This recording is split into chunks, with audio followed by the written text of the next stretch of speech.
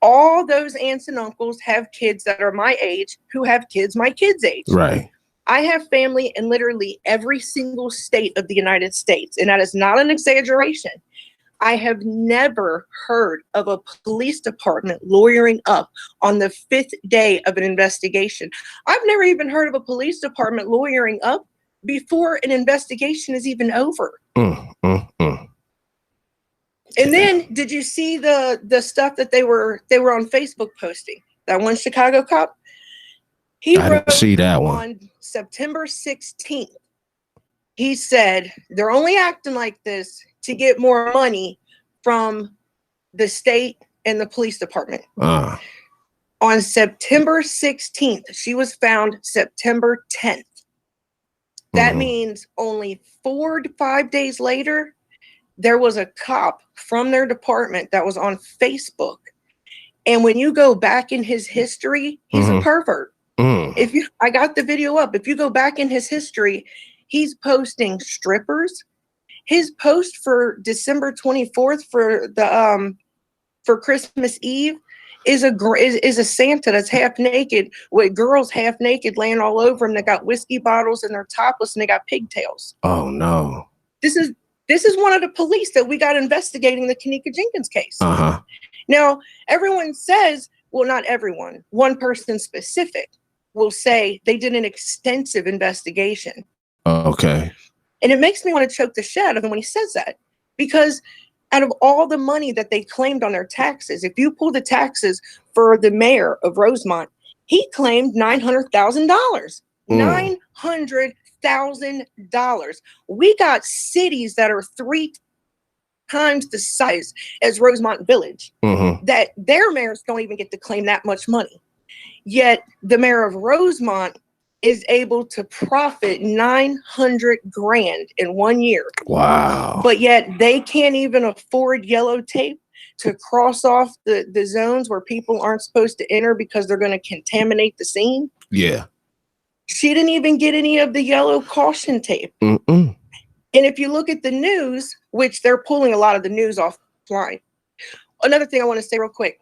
Anybody who's listening right now, get on your YouTube search engine. And if you don't believe me, you're going to see it for yourself. Just type in the words Crown Plaza and then hit search. Crown Plazas from not just right here in the United States, but from all over the world have started uploading review videos starting last week. It started 5 days ago.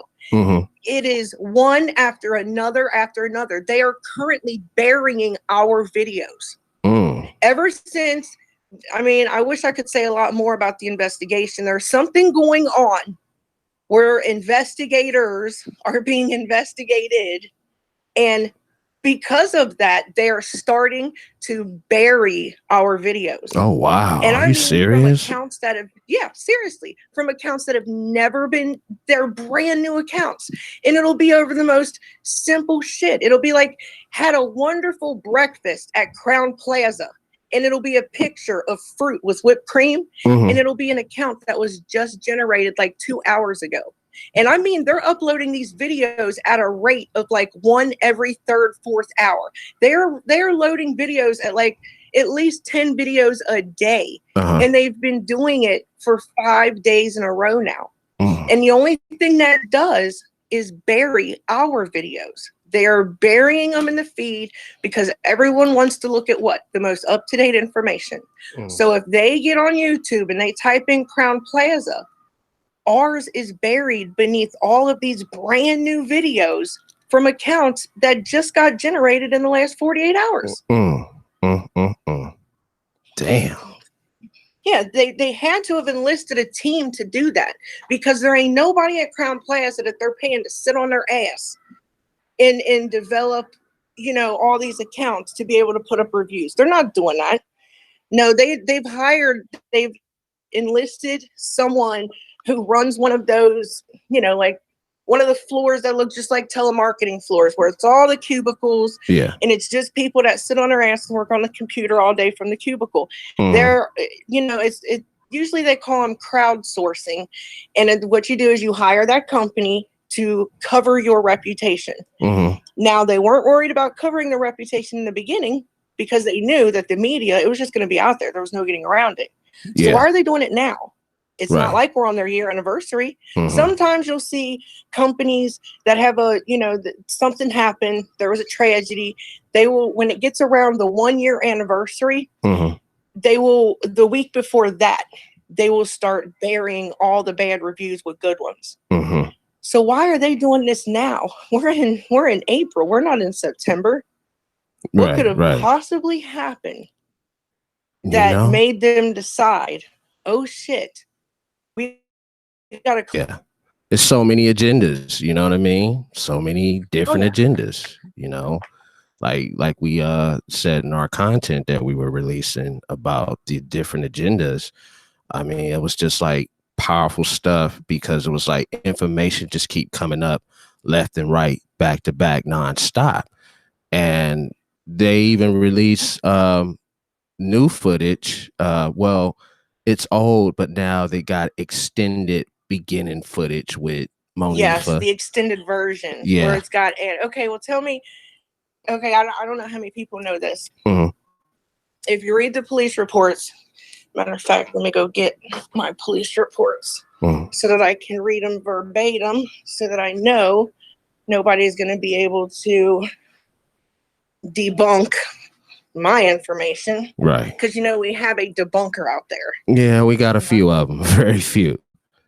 Well, we got one that's dedicated to just the police department. He doesn't so much protect the hotel's reputation, but he's big on making sure that anyone who talks about the police department, he's on their ass. Oh, shit. So I like to make sure that everything I give out, I mean, he can say in his opinion that it's not correct, but he can't ever show any factual information that it's incorrect. Because he can't. Yeah, he can't really disclose anything. Okay, here we go. Here we go. Break it down to us. Now, this is Detective Delacova. Mind you, Detective Delacova also worked on the case. What was that rapper's name? He got shot at the store. It was right in front of the little corner store. Pappy, I think was his name. Okay, he was taking care of that case. It is rumored that Ken'neka Jenkins was a witness to that, and she does live in that. Her family did live in that area. Okay. It was just a block away from her mom's address. So it is a very good chance that she really was a witness to that. Mind you, that was Detective Delacova's case. His name is Detective Anthony Delacova, and his badge number, he's Officer 01080104. Just in case anyone wants to know. All right. Now, these are his words. He wrote...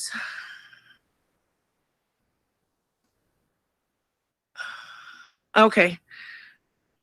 He wrote that there was no one with Ken'neka on video surveillance and no one was observed following her through the kitchen to the freezer. All right.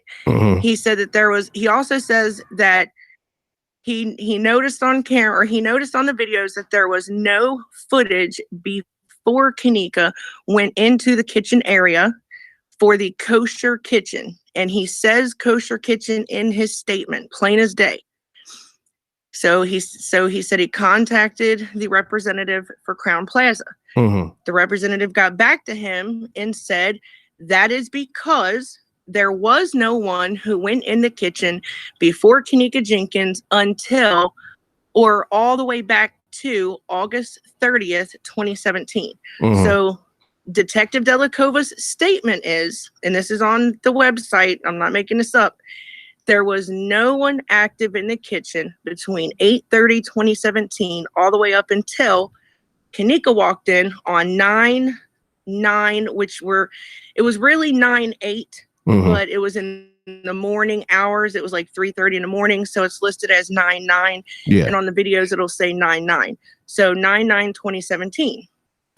Now,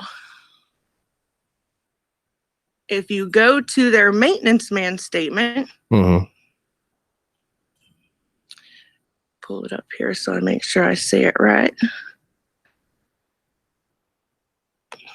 Because that's where, thankfully, Someone screwed up. Okay. It says on approximately 9/9/2017 they wrote 2000 hours, which military time, that's 8 p.m. Says he entered the kosher kitchen. Upon arriving, the door, he noticed the wood door was open more than normal.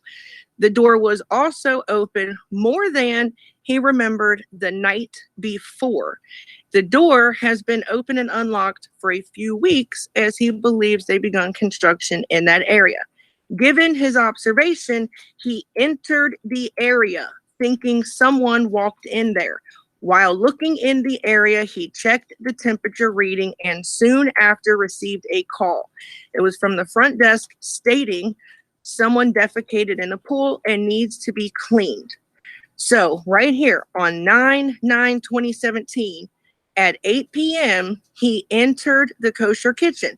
Now, everyone's seen that little dude that's off to the right-hand side after she walks in the kitchen, right? Right. Have you seen that video? That is the guy that wrote this statement. That guy who's on that camera right there. He went in at 8 p.m. on 9/9. She went in at 3:30 or so in the morning on the night of 9/8, morning of 9/9. So yes, he admits that he went in there, but he also says that he entered that kitchen and he remembers that it was open as it was even more so the night before. He goes on to say a list of his various daily shift duties are walking the building and completing a list of various items. One of the items is to check the freezer and cooler temperature readings on a daily shift. So he himself says that he was in there both days. He already says he was in there on 9/9 at 8 p.m., which would have been, 17 hours after she had been in there. But he says that the door was open even more so than it was the day before. So that means that at 8 o'clock on 9/8/2017, he was in the kitchen doing the same thing, checking the freezer readings. So where is that footage? Yeah. Because what's confusing. Ken'neka says that there ain't no footage from August, and from August 30th was the most recent footage, remember? Yeah, but I was told that the freezer was locked when the manager went in to unlock the freezer and discovered that Ken'neka was in the freezer. So that's like a confusing situation, and that's a red flag right there. Detective Delacova should have said right then and there. The minute he had two employees that have conflicting reports, he's got one guy, and this maintenance man ain't gonna fucking say he's been in a kitchen where a dead girl was found unless he absolutely thinks he was on camera, right? Right. You ain't gonna put yourself in a bad situation on purpose. You have to think to yourself, well, they know I'm gonna be in there because there's cameras in there. So he was honest. He said, I went in the kitchen and I took the freezer readings. Now we've got him entering that kitchen on the evening at 8 p.m. after she'd already been in there for 17 hours. Where the hell, he says he went in there, that's a daily task, daily. And he works 5 days a week, it says. So where are the 5 days a week that he openly says in his report that he entered the kosher kitchen, and it hasn't listed as kosher kitchen? Detective Delacova says that the hotel representative, when he called and said, why is there no footage before Ken'neka walks in, they said we didn't think he was interested in it because the most recent date before her was August 30th. Not even September, August 30th. But we've got an employee that says different. Why were them two not brought in and sat down and said, look, we need to figure out what the fuck's going on here, because you've got your representative telling us that there's no footage of anybody from before Ken'neka until August 30th, but your own maintenance man says he was in there by 8 p.m. the 7th, the 8th, the 9th, but yet all you're giving us is after Ken'neka. Where's all the footage before Ken'neka? We got one of your guys telling us he was in there. He says he entered the kosher kitchen. He even says he went in as far as to check the freezer readings. We should have all of that, every bit of that. And then what about the cameras that they didn't even bother listing? Even the debunker admits after we shoved it down his throat that he has to agree that that's a camera right there. We found a camera literally in front of all those chairs and where that little dumpster is. Right there above that stack of chairs in that hallway is a camera and the lights are on. It was working. They don't even list it as being there. And then another one, the one that they have above the steps that they claim that she walked up, we've already debunked that one and proved that that one was in good working condition. Because I called the Rosemont Police Department myself and I acted like, you know, I was all like a young girl and that I was protecting their reputation because I have family members that are in law enforcement. And I said, everyone's talking about how Teresa Martin had to wait 4 hours to be let in to see her daughter. And I said, I was explaining to everyone that you had to take 4 hours because that's when you took all those photos for the crime scene.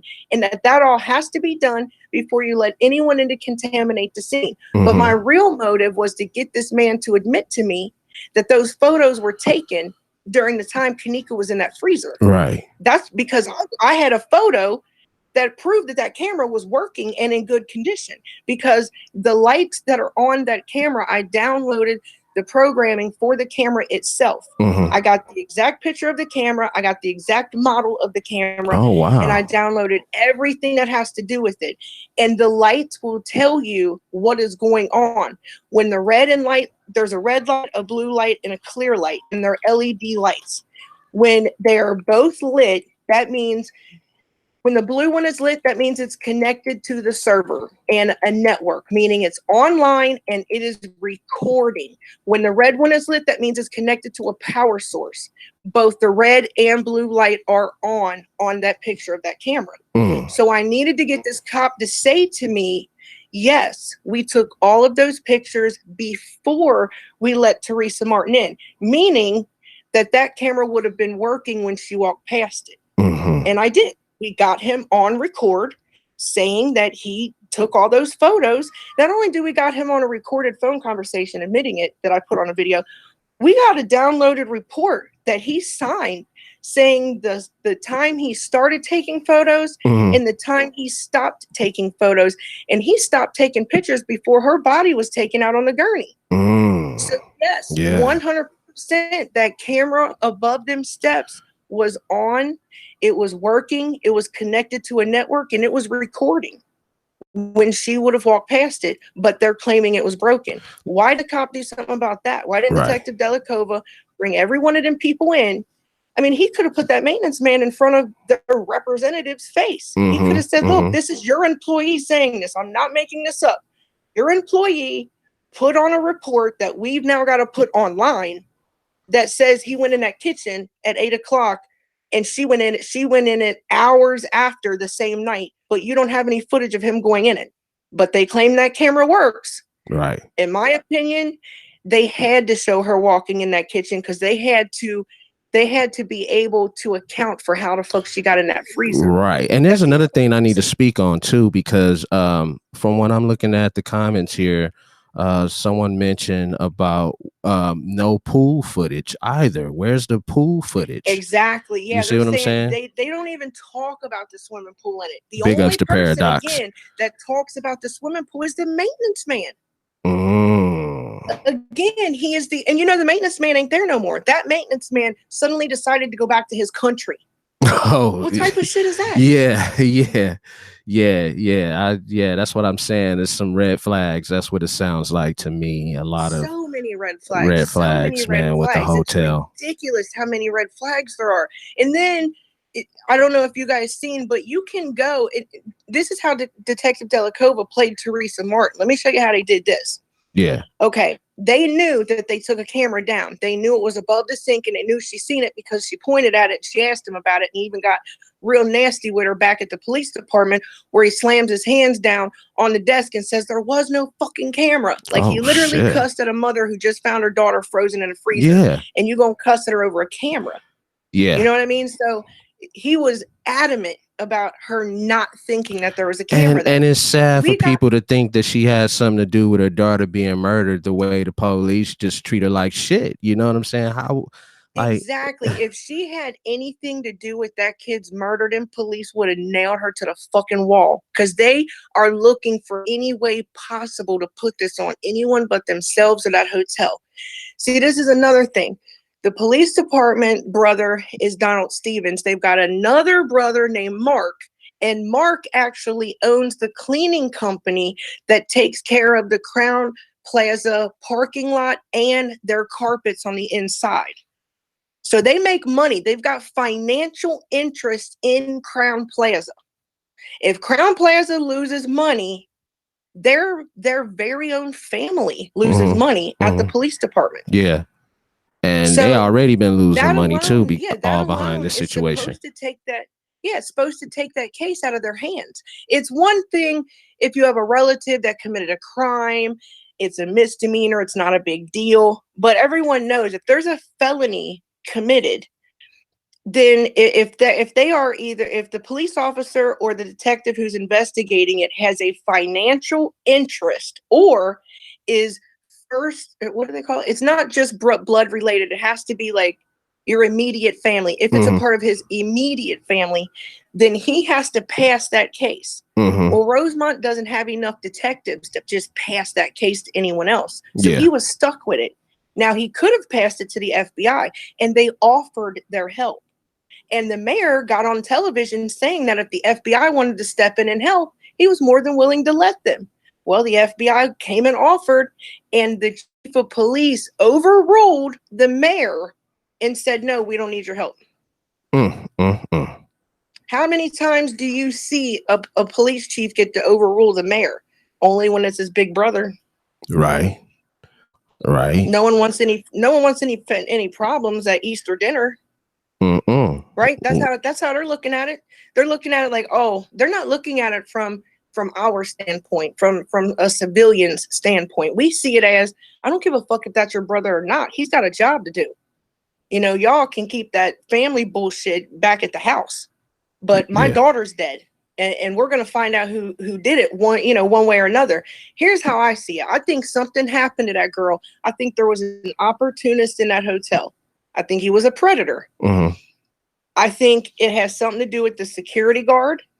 I think he's 100% involved. I either think he's seen it and he helped cover it up. I agree. Or he's friends with someone who was at that party and they covered it up. But I don't think, everyone says, well, why would they cover it up for these kids? They're black kids, they say. Why would they do this for black kids? They're missing the point here. They don't give a fuck about them kids. They did this for them. Right. This is for them. They don't care if them black kids were charged with, first degree murder. They just didn't want it to happen on their floors and on their watch. Yeah. That's the bigger picture. The bigger picture is, yeah, we could blame it on them. We could easily blame it on them. But we got 47 cameras in this establishment. 47 cameras, and we got 24-hour private security. That's another thing. Their security is privately owned. It's not through Crown Plaza. Those security guards are not employed through Crown Plaza. They outsource their security. So that means they come in as a third-party security firm that provides security people for them, and it's 24 hours. Yeah. Yet nobody can account for where this girl was between this hour and that hour. Nobody can find her. No one can follow her steps because they had to. And that's another thing. The medical examiners. Oh yeah, please talk about that one. Please talk about that because oh my God, from what I researched on with the medical examiner, I heard that she's crooked and she's been doing some false information of the cause of death. United States. Put it this way, their reputation is so bad that even Loretta Lynch, who was part of the Obama administration, and Obama is from Chicago, he prides himself on Chicago. Yeah. His administration, his attorney general, Loretta Lynch, personally did a media release about the medical examiners of Cook County. And that's Rosemont's medical examiners. Right. They are supposed to go to any death that is suspicious. They're supposed to go to the scene that it happened at. They did an investigation on them just 2 years ago and found that not only do they not go to every scene that is suspicious, they don't go to 90-something% of the scenes. And also because they don't have a real medical examiner, what they have, or I'm sorry, they don't have a real coroner. Their coroner was actually arrested and charged with a crime. Really? He was charged with dumping bodies in a mass grave. He dumped 81 bodies of Chicago civilians into a mass grave. Shit. Okay. And that is literally in the media. Like, anyone can find this stuff. He was charged with it, and it's so raw. This is how absolutely unprofessional and unethical they are. If you look up the story and you pull up the testimony from when they were in court and start reading it, the investigator from the FBI literally tells the judge that his assistant, the coroner's assistant, jumped on her back and started biting her head. Are you serious? FBI, dead serious. Anyone can find it. The coroner's assistant, who had only been there for 5 years at that, the coroner had been there a long time. His assistant had not. Jumped on an FBI agent's back and started biting the back of her head like a fucking animal. Oh, shit. And he was charged with assault. However, they both were charged in the end. One, the one who jumped on her back, he was only charged with misdemeanor assault. If any one of us would have jumped on an FBI agent's back and bit them, they'd have charged us with attempted murder. We can't even spit on a cop. We can't even spit on a cop without them charging us with fucking felonious assault. So biting them, we'd have been buried. But them, they just got charged with misdemeanor assault. But the coroner lost his license until I think the year 2026 is when he can reapply for them. So Rosemont is the only village in all of America that decided, they did a vote with their council. They did a little vote where they don't have to ploy. They don't even have to give employment to a coroner no more. They voted and agreed that they will instead just have a medical examiner, which a medical examiner, have you looked at their background? Let me pull this up.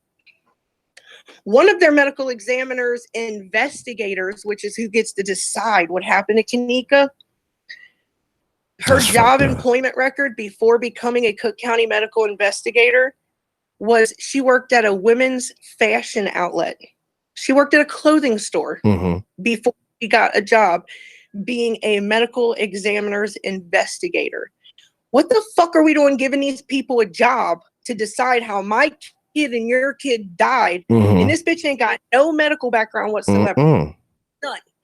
So I'm supposed to let this lady tell me that my kid died in this or that way.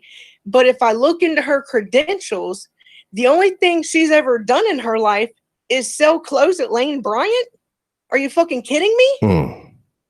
I mean, I would be mad as hell if I have to go through court to get a death certificate changed on my kid.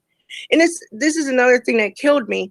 So because they don't have a medical examiner or a licensed coroner, they're not allowed to handle cases that involve murder or suspicion of murder. If they get any of them cases, they have to hand it over to the state. That's the state law. That's the federal law because their village is so small. The only reason they're allowed to have a medical examiner instead of a licensed coroner is because of how small they are.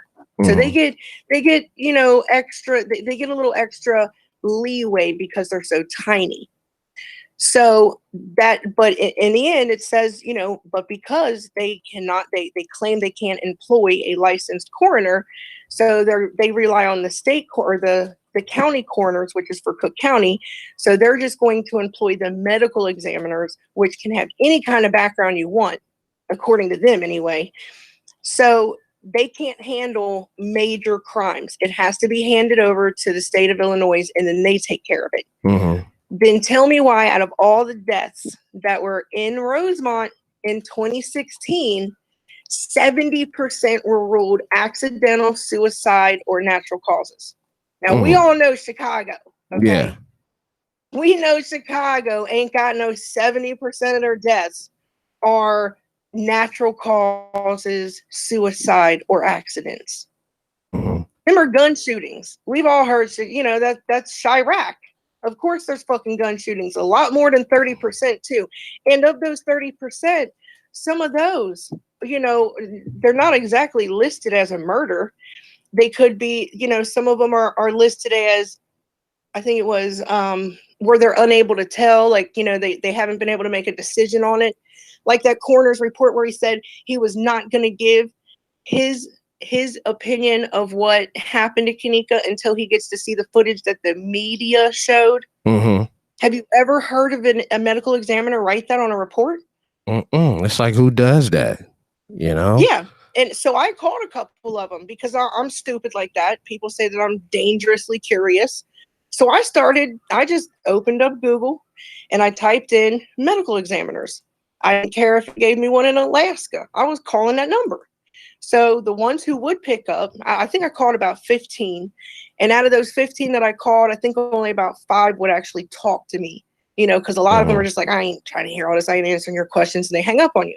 But there were a few curious ones that didn't have anything else to do. I don't know. So I started asking them, have you ever had a case where you would refuse to give the cause of death until you get to see the footage that the media showed the public?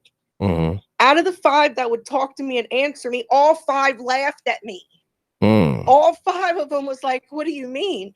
And so I literally read them the report by Detective Delikova. It literally says, contacted the medical examiner's office, spoke with, and he names off a guy's name.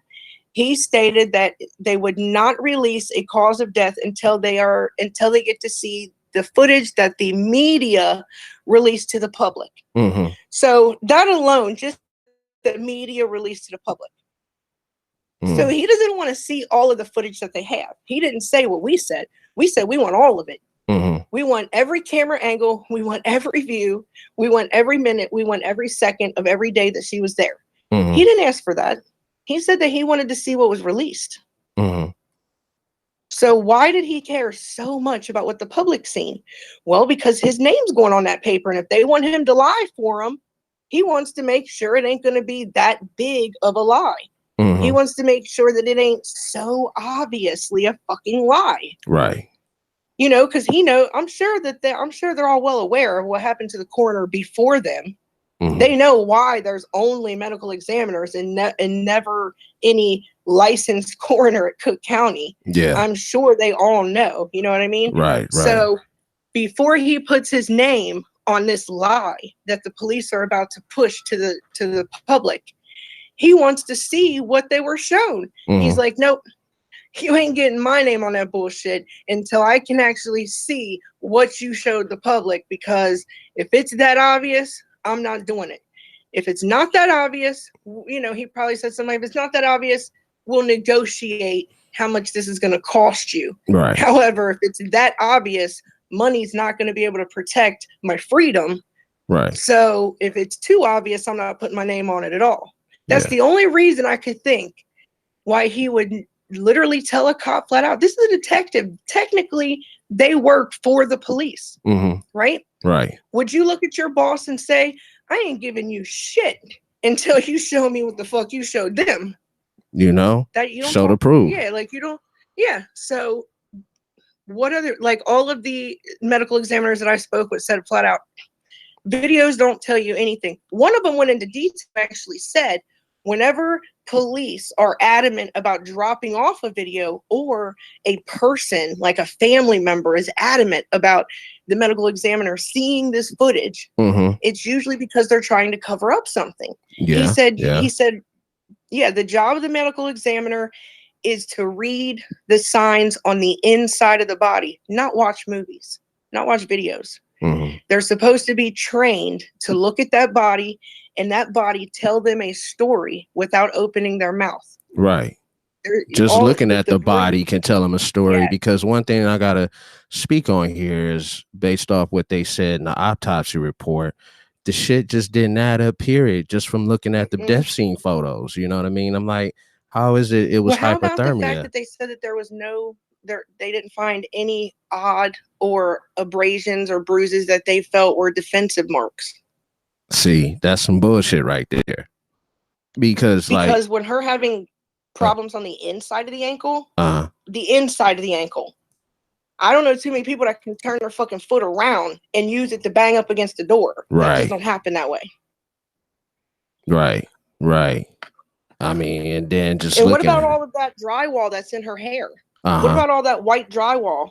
There ain't no drywall in that fucking freezer. There's a ton of drywall all in her hair, all the way down to the scalp. And her lip was busted. She had a busted lip. Her lip was busted. She had a cracked tooth, or no, she had a chipped tooth. Man, and that's what I'm saying. Like from her the death scene, pulled off. The death scene photos and the documents, it's like none of this shit it just doesn't add up at all. You know what I mean? And they want to push this narrative on you, and you're supposed to just eat it. Fuck you. I got kids. Yeah. I got a daughter her age. There ain't no way in hell I could sit back and say, yeah, okay. Yep, I believe you. That's what we're going to. Okay, so that's what happened. All right, thank you. Thank you for letting me know. No, absolutely not. There's no way, no how. And anybody with common sense, and I don't care what the fuck that debunker says, anybody with common sense, for one, she was fixing her bra and her pants when she was staggering through the hallway. Yeah, even while she was sloppy drunk, she was conscious enough to know if her breast was out. Now, if she is, for one, I've taken muscle relaxers before that will make you act drunk, but mentally you ain't drunk. You know what I mean? Like where they'll give you medication if you hurt yourself, like if you hurt your leg or something, they'll give you medication that when you talk, you sound loopy, like you sound like you're drunk, you'll slur a little bit. Even when you walk, you might have a little bit of a sway or whatever, but mentally you can think at normal speed. Yeah. I've seen that girl adjust her bra, her bralette shirt. I watched her adjust her jacket. I watched her adjust her jeans. I watched her adjust her hair. But you mean to tell me that she couldn't see a glow in the dark handle that just barely pushes? It pushes. If you look at the schematics on the handle, you only got to push it a quarter inch. A quarter of an inch and that door pops open. She could have, like I was telling people you could have farted and that door would have opened. Yeah. A quarter of an inch, that's it, and that door pops open. You mean to tell me that if she was that, and there's blood on the handle. They personally took pictures of the blood on the fucking handle. So you got pictures of her bleeding, and mind you, her hands ain't bleeding. Did you see any blood on her hands? No, I wasn't no blood on her hands, but there was blood on her ankles.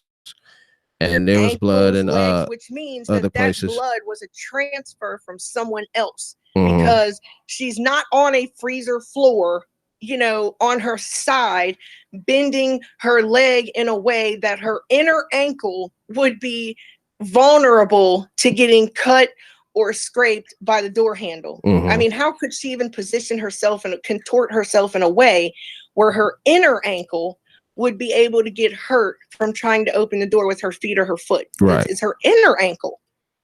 We just don't bend that way. That's not the way a human body was made. And her shoe was off too. Her shoe was off. That blood on that handle is a transfer from whoever put her in there. She was bleeding and they were dragging her by her feet somewhere. That's another thing. If you look at the video, and I haven't seen anyone touch on this yet, and I've asked quite a few people, the kitchen video, right after all the cops come in, pull it up. Right after all the cops come in, one cop, the path that they claim she took, that back way, it's where the kitchen is, and it's those, they look like sandwich, stations or whatever. So there's a cop that walks along that back wall where the sandwich stations, like block him up to about his waist. He goes all the way back and he grabs what looks to be 2 pans. And then another cop, and he carries them all the way back down to where the freezer is. And then another cop walks back up to that sandwich station area. He's using his flashlight and he's looking around on the floor and everything. Yeah. No one has bothered telling us, what did they see? Yeah. What was on it? What was behind that sandwich station? What did you pick up? What did you find? What are you doing? Right. This is true. And then if you look above the sink, and this is how Detective Delacova got Teresa to where See, for them to be able to go with this, there was no camera above the sink. They had to discredit Teresa and Lenore. So how they did it was, and this can happen to any of us, by the way, me, you ain't got to be on no pain relievers. You don't have to have just had a surgery. This can happen to us on our best day. It's all about how you word things. So this is what Detective Delacova claims. He says that Teresa told them that the camera was above the freezer as soon as you walk in. Now, what Teresa probably said was, you see it as soon as you're walking in. You can't miss it. It's right above the freezer. Now, what she meant was, as she's walking to the freezer, she could see it, and it views the walking in and out. You know, like anyone could have worded it that way. Right. What she meant was, you know, when she says anyone can see it, it's as soon as you walk in. What she's saying is the view of the camera itself would see anyone walking in that freezer. Because in her mind, she's thinking, you're telling me my kid walked in that freezer. So when they're like, where's this camera you're talking about? She's like, you can see it as it, you know, as soon as you come out, it's right there. Yeah. Well, if something is right there as soon as you come out, where's that going to place it? It's going to place it across from you. Because if it's right there, if you see it coming out of the freezer, then that means it's across from you. I don't know anyone that walks out of a doorway staring up directly up at a ceiling. Yeah. They're not going to tilt their head all the way back to where the back of your head's touching the back of your neck. But yet they claim, so we looked above the freezer and there was no, you know, footage showing a camera above the freezer.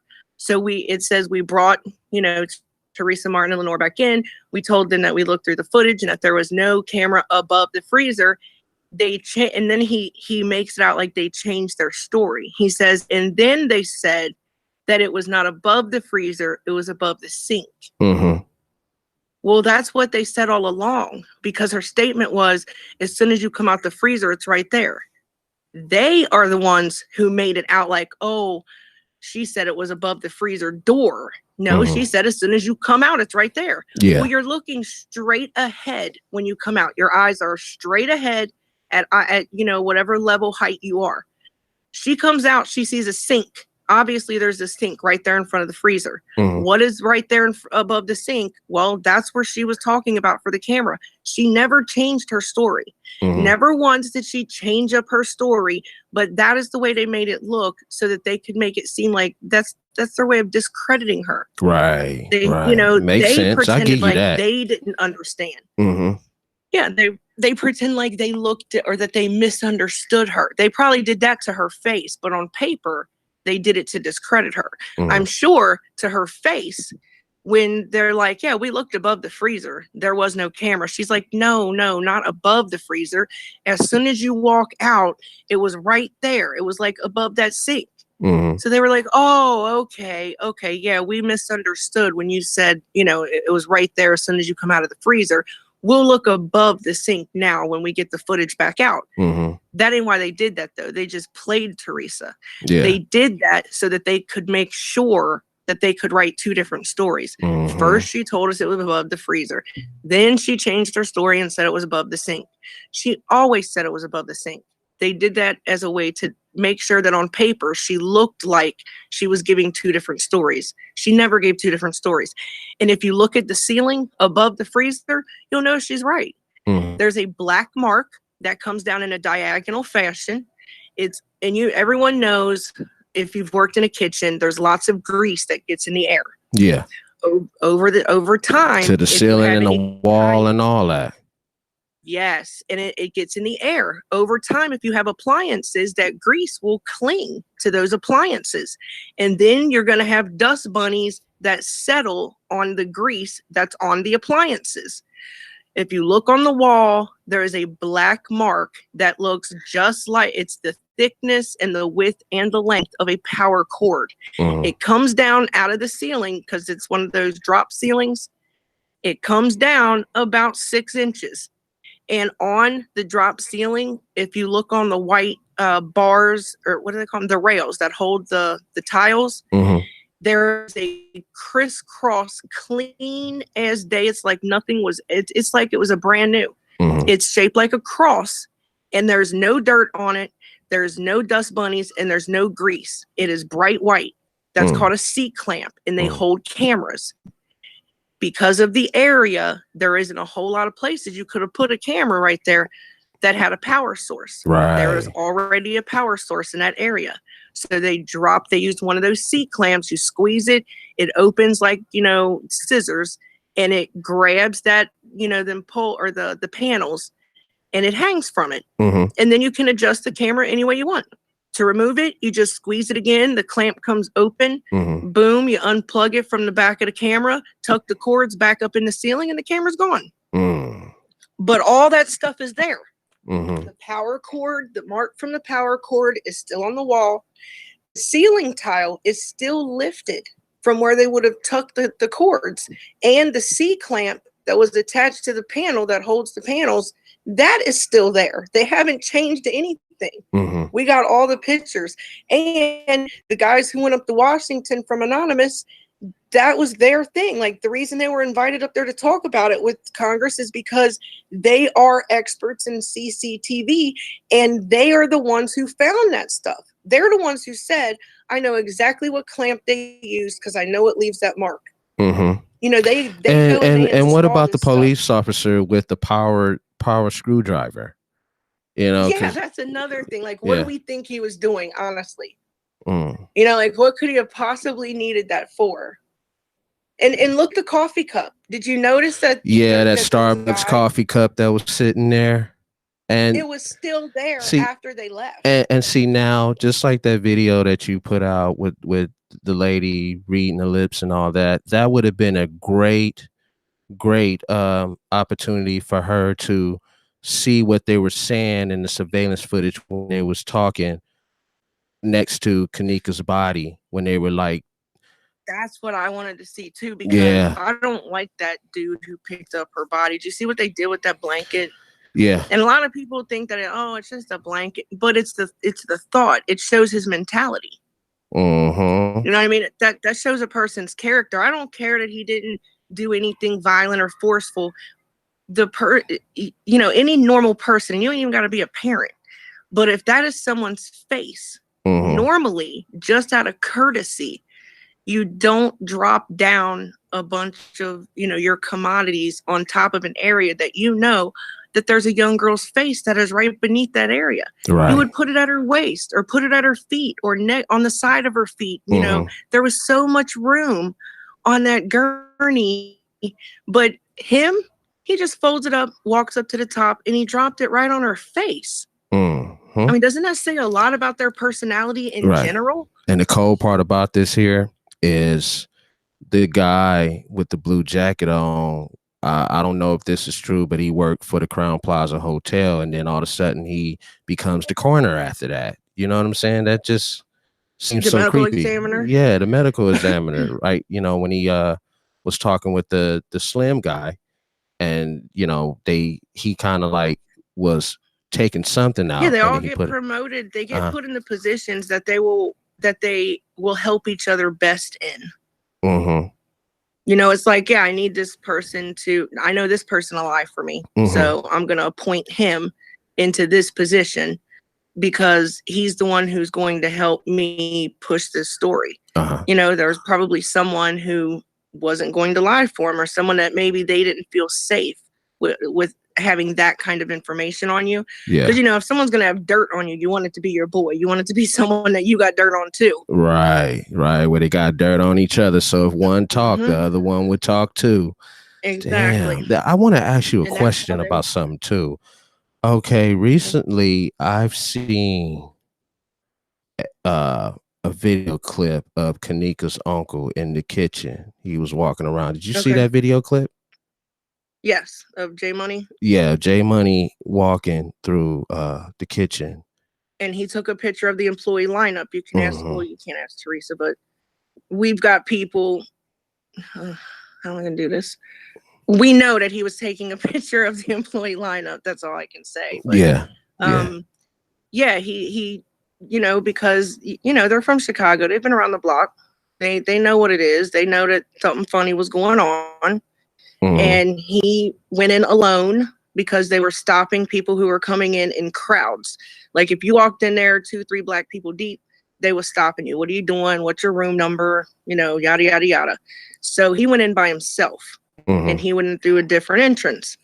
He made it to the kitchen, which many of us have. It's not it actually to this date is not hard to make it to that kitchen. And he looked around. He really didn't know where to look. He was just doing it. You know, he was just putting forth effort to look around. But when he passed that office, he seen up there above, right by the glass, there was an employee lineup, and it was a kitchen lineup.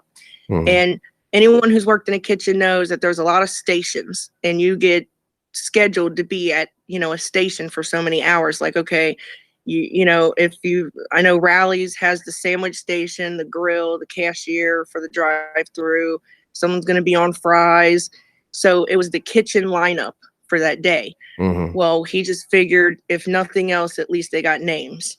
Right. You know, they got employee names. They got in case they try to lie about something about who was in that kitchen or something. Yeah. But originally when the video came out, they were like, look at this guy. Oh, this is a perfect time to take a selfie.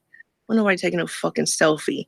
He was taking a picture of information that he's seen on a damn wall. Yeah, because that's just some crazy business though, right there, man. Like how it's just a lot of connections there. Like, you know, the corners, you know, connected with the hotel and the police department and all that. It's just so many connections. You know what I'm saying? Yeah, the police department's got Mark Stevens, who owns, let me pull up his info. He actually owns a cleaning company, a janitorial company, and they clean both the parking lot, which if you look at the evidence, don't you find it funny that the first 3 markers for their evidence says Crown Plaza sign, the Crown Plaza parking sign? Well, if there's been a death at your business, you're allowed to write that off on your taxes. I didn't know that.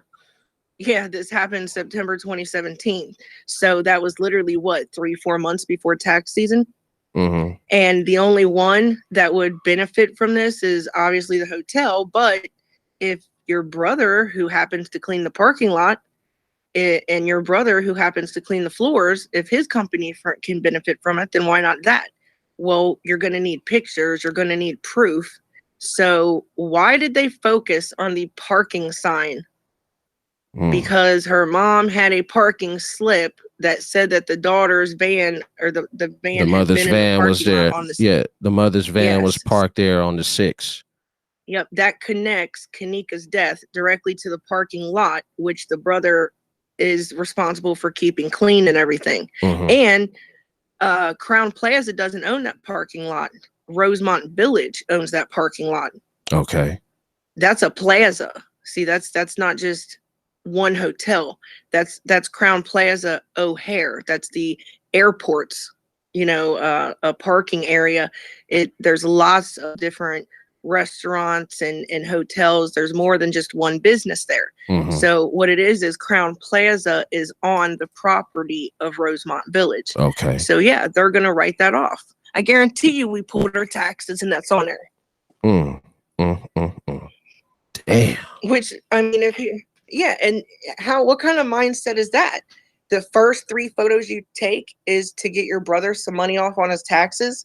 The first 3 photos on the camera roll are of Crown Plaza's parking sign. And she wasn't found there. She wasn't found in the parking lot. Hell, they don't even claim that they have footage of her in the parking lot, even though we've seen it. Right. There's footage of her walking past a camera after the kitchen issue. There is plain as day. There is footage of her walking in the parking area, and it's after she walked in the kitchen. How? Well, I would say because she didn't look drunk in the parking lot footage. So that would tell me that they're messing with the time and date stamps. Right. They tampering with the footage. Yeah. And how easy is it to mess with time and date stamps? I remember there for like a full 3 months that debunker that sticks up for the cops kept trying to say, there, you can't mess with the time and date stamps without there being evidence of it. And that's just bullshit. That is outright bullshit. Man. Okay, because I called Vivitech. Uh-huh. I recorded the guy. He gave me blow by blow instructions on how, because it is uploaded to an exe file, you have to make an exe file to upload it to. And when you do that, you decide what time and date stamp's going to be on it. Mm-hmm. You literally choose. You choose what's going to be on it. It isn't where it just uploads it and fixes itself. You get the opportunity to choose all that yourself. And they didn't give Rosemont police the server, and the police didn't go take the server. And how about this? What does this tell you? What was it? Just last month, they found that girl in they found her in a cooler in a storage bin. However, the dude, her boyfriend, who, killed her and put her in the cooler in the storage bin, they had been staying in the hotel across the street. She wasn't found in the hotel. The boyfriend was selling things out of the storage bin because he was getting ready to leave town. While one of the people from Craigslist was in the storage bin looking around at everything he was selling, he opened the cooler and seen the girl's body and called the police. Oh shit. Now they found the girl's body in a cooler in a rental storage unit all the way a block away from the hotel. Mm-hmm. So she wasn't found on hotel property, but because in his possession, they found keys that belonged to the hotel down the street, they served a warrant for the servers for the CCTV surveillance footage on that hotel. Mm-hmm. Different state, but they didn't take nothing for granted. They worked quickly and swiftly. They did not even warn that fucking hotel that they was coming. They walked down on them and they served them with a warrant. We want the servers. We know that this couple was staying here and we just found her chopped up dead in a cooler down the street. She wasn't even found on hotel property. Oh. And they walked down on them with a warrant and took that server. But it was mine. No, their detectives didn't do that. Their detectives sat on their fucking ass and was like, yeah, bring us that footage when you get a moment. When you get time in between, doing what you're doing and all, bring it on over. We'll smoke a blunt. I mean, he was just like kicking it. He didn't even put any type of time limit on it. He just said in the report, I mean, his own words sound as fucking ill-mannered as he actually is. I mean, I'm assuming when they first wrote these reports, they didn't assume that there would be an FOIA filed. Right. And Chicago Tribune is who filed the FOIA, which kind of bothered me because in the beginning, people were really on that lady that was at the Chicago Tribune. Right. Because at first, the video that got released showed her name at the end.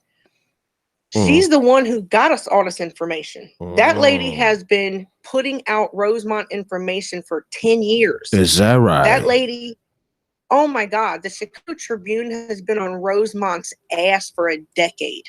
They have sent private investigators to look into their finances, like the whole Garth Brooks thing that happened a couple years ago. The mayor, usually you get money off of the tickets for concerts. Right. Well, the mayor, to bring tourism to Rosemont, he paid Garth Brooks $1 million to make Rosemont one of his stops in his tour. Yeah. He paid, a mayor paid a country singer $1 million to stop at Rosemont during his world tour. Because the mayor wanted the tourism to come to Rosemont. How often do you hear about a mayor paying them to come? Usually they got to pay the city. They're like, we want to stop in your town because they're going to make money off of your civilians. That's your city. They're about to make money off your people that you are the mayor of. They got to pay you. Garth Brooks should have had to pay him. Like, I'm going to, we want to stop there. We want to rent this establishment. This is how much of the profit we will give you if you let us put your city on our tour. Yeah, that's just crazy. I'm still stunned when you mention about the tax write-off. You know what I mean? With, if it's a death in the hotel or something like that, they can write that off on their taxes. Yes, they can, because on your taxes, it says, was there anything that happened that would have caused your business a profit loss? Like a break-in. Obviously, if someone breaks in your establishment and steals your goods, you get to write that off. If there's a fire, you get to write that off. Even if you move your establishment from one area to another, one place to another, or even one building to another, you get to write that off on your taxes. I myself am a business owner. Yes. I run my own business. So obviously I'm going to look into, what all I can write off shit. Right. So I know that if I have profit loss, and you can also donate things and you can write that off. Yeah. So anytime that we don't, because I go through a lot of towels and everything by removing makeup, you always have to remove what is on their face. Supplies and all the stuff you got to buy. Exactly. Need it. Yeah. So anytime I'm no longer going to be using those supplies, I take them to the Goodwill and they give me a paper saying what it's worth. And usually if you got a friend, someone who knows you bring things in every so many months, they might, put a little twist on it and add it up a little higher for you because they're being nice. So, yeah, like, that he wrote that off because why wouldn't he? The thing is, his brother didn't have nothing to do with it. She wasn't found in the parking lot. She was not, there was no parking lot damage. However, why is the first 3 photos of the parking lot sign? That is the first thing I started wondering. Why do they care so much about the parking lot sign? She wasn't found in the parking lot. Hell, they don't even account for her ever being in the parking lot, according to them. Yeah. Well, then I started digging. And then I started learning about how all of the employees or all of the Rosemont Village employees are all related. They're all related to the Stevens family. So if you look into the Stevens brothers, right now you've got Bradley, who's the mayor. He became the mayor. And mind you, he was appointed the mayor. He was not voted. He never ran to be the mayor. It's when his granddad died, the people on council appointed Bradley to be the mayor. And mind you, even though he did not have to run to be mayor, that hotel company has donated to his fund. He has a campaign fund open online. And that company donated to it. The ones that own the hotel, they donated to his campaign. Wow. He didn't even have to run to be mayor. What campaign? What campaign? You got put in that seat. No civilians voted to put you there. He walked into that seat, but has an online open campaign that companies can donate to. Yeah. And they donated to it, not once, but twice. Once they donated $1,700 and once they donated $2,500. They donated to it twice in 2017. Why? He's not running for mayor. He's not running for anything. He was given mayor. And then the brother, the one that's the chief of police, I'm sure you've heard about him. He's been sued 3 times by other cops. Yeah, I heard something about that. Rosemont officers. And the one thing that all 3 of them say is he tried to force them to remove cameras or surveillance footage from areas that caught his friends doing things wrong. One of them wrote that caught his buddies breaking the law. Now, instead of him fighting these allegations, he used Rosemont money to pay him off. He literally settled out of every single one. He didn't defend himself. He didn't deny them. He just settled them out. So we've got a chief of police who you might as well say admits that he's crooked as fuck and he removed all these fucking cameras. There's one cop that committed suicide. He was abusing steroids. Really? He was a Rosemont cop. That chief of police, Donald Stevens III, he was charged with removing needles and evidence from the scene of a crime. Wow. The charges were dropped because the police officer who put the charges in, he fucking fired. He fired the cop that turned his ass in and tried to get him officially charged with removing evidence from the scene of a crime. And so it got labeled a suicide. That cop is dead and it's labeled a suicide to this date. Because Donald Stevens III removed needles and camera footage from that man's house. Really? And all of that's online. Like, I'm not just coming up with this out of my ass. Yeah. All you got to do is Google Donald Stevens III, and the first thing that pops up is his lawsuits, because they're not even old. These are lawsuits from 2013, 2014, and 2015.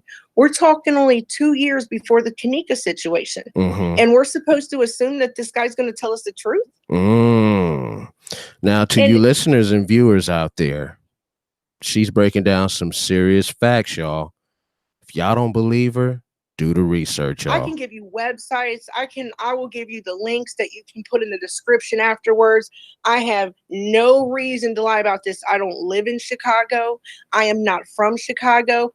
I personally have never even visited Chicago, but I have a daughter Ken'neka's age. And when I seen the immediate onslaught of damage that they were trying to do to Teresa's reputation, she's a mom. And another thing, people always think that she's like hot for money or something.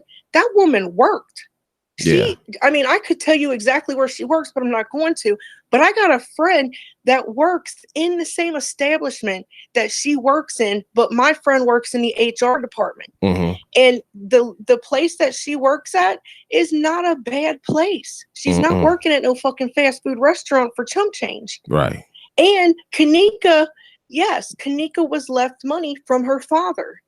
Okay. They weren't hurting for money. There was no, I mean, people act like, oh, you know, she's a Mason and she does. I mean, the theories that are running are just fucking wild. Yes, because I know that you have been through some things, man. I know you mentioned someone about Gray Hughes, and I've seen a couple of his videos and all, but what's the story on Gray Hughes? Because I've heard some serious discrepancies about Gray Hughes. Shout out to Lisa Echoes for mentioning Gray Hughes. Break it down to us. Okay, Gray Hughes is one of the debunkers. He is my arch nemesis because I hate the way he talks to people. I hate how condescending he is. And I've been around people like him before. I work with people. I have to work on people that are like him.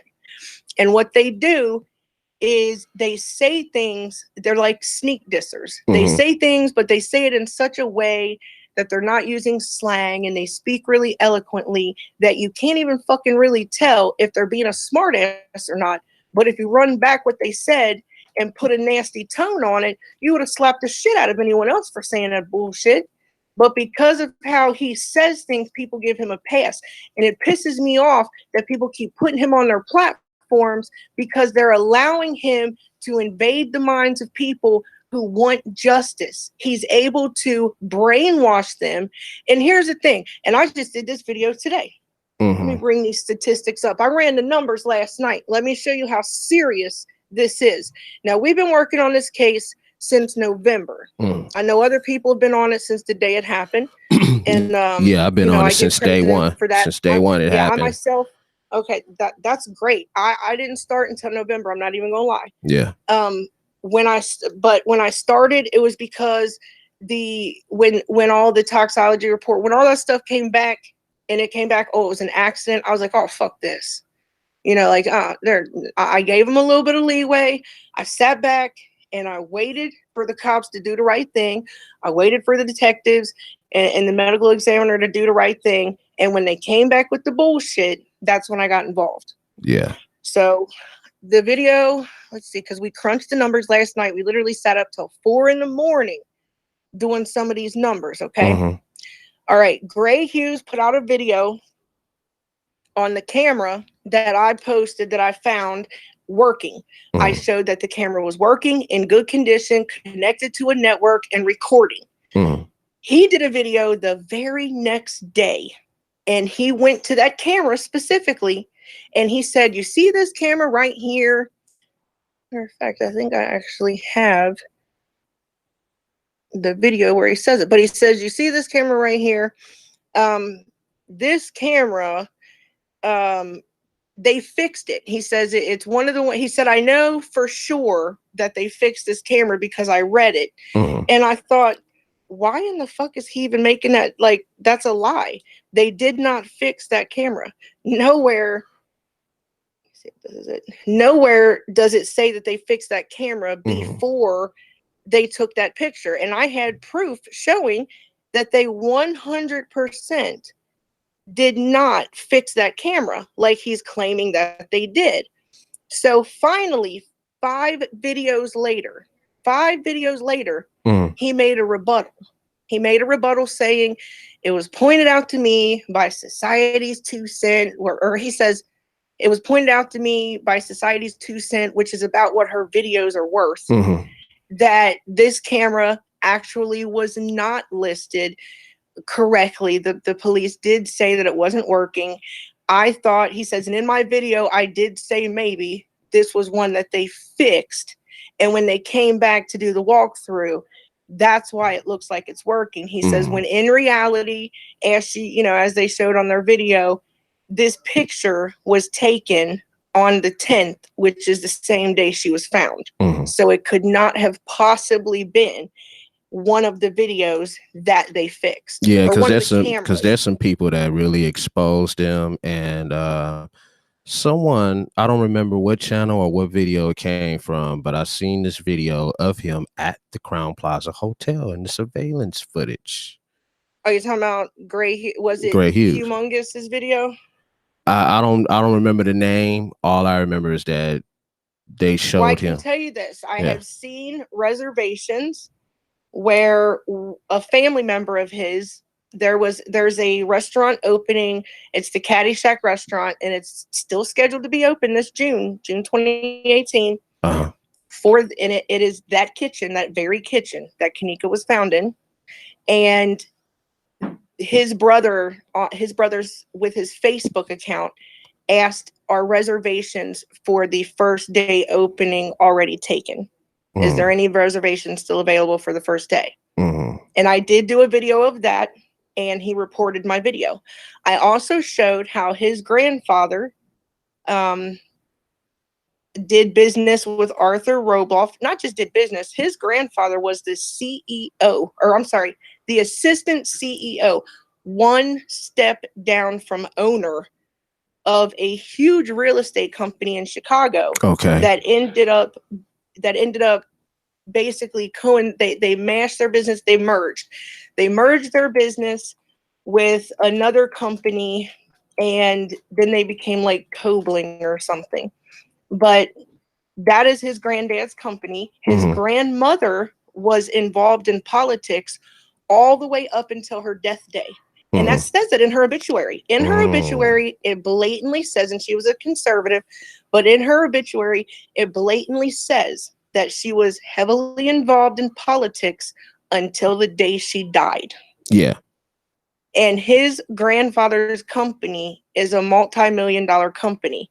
But if you ask Gray, he says that has nothing to do with it. That has nothing to do with, the reason why I decided to get involved in this case. But the only thing he bothers doing, this is what I tried to point out to people. When he sees things wrong in a video, do you see him making videos about that? Do you ever see, for example, he didn't make a video saying, hey, look, there's another camera.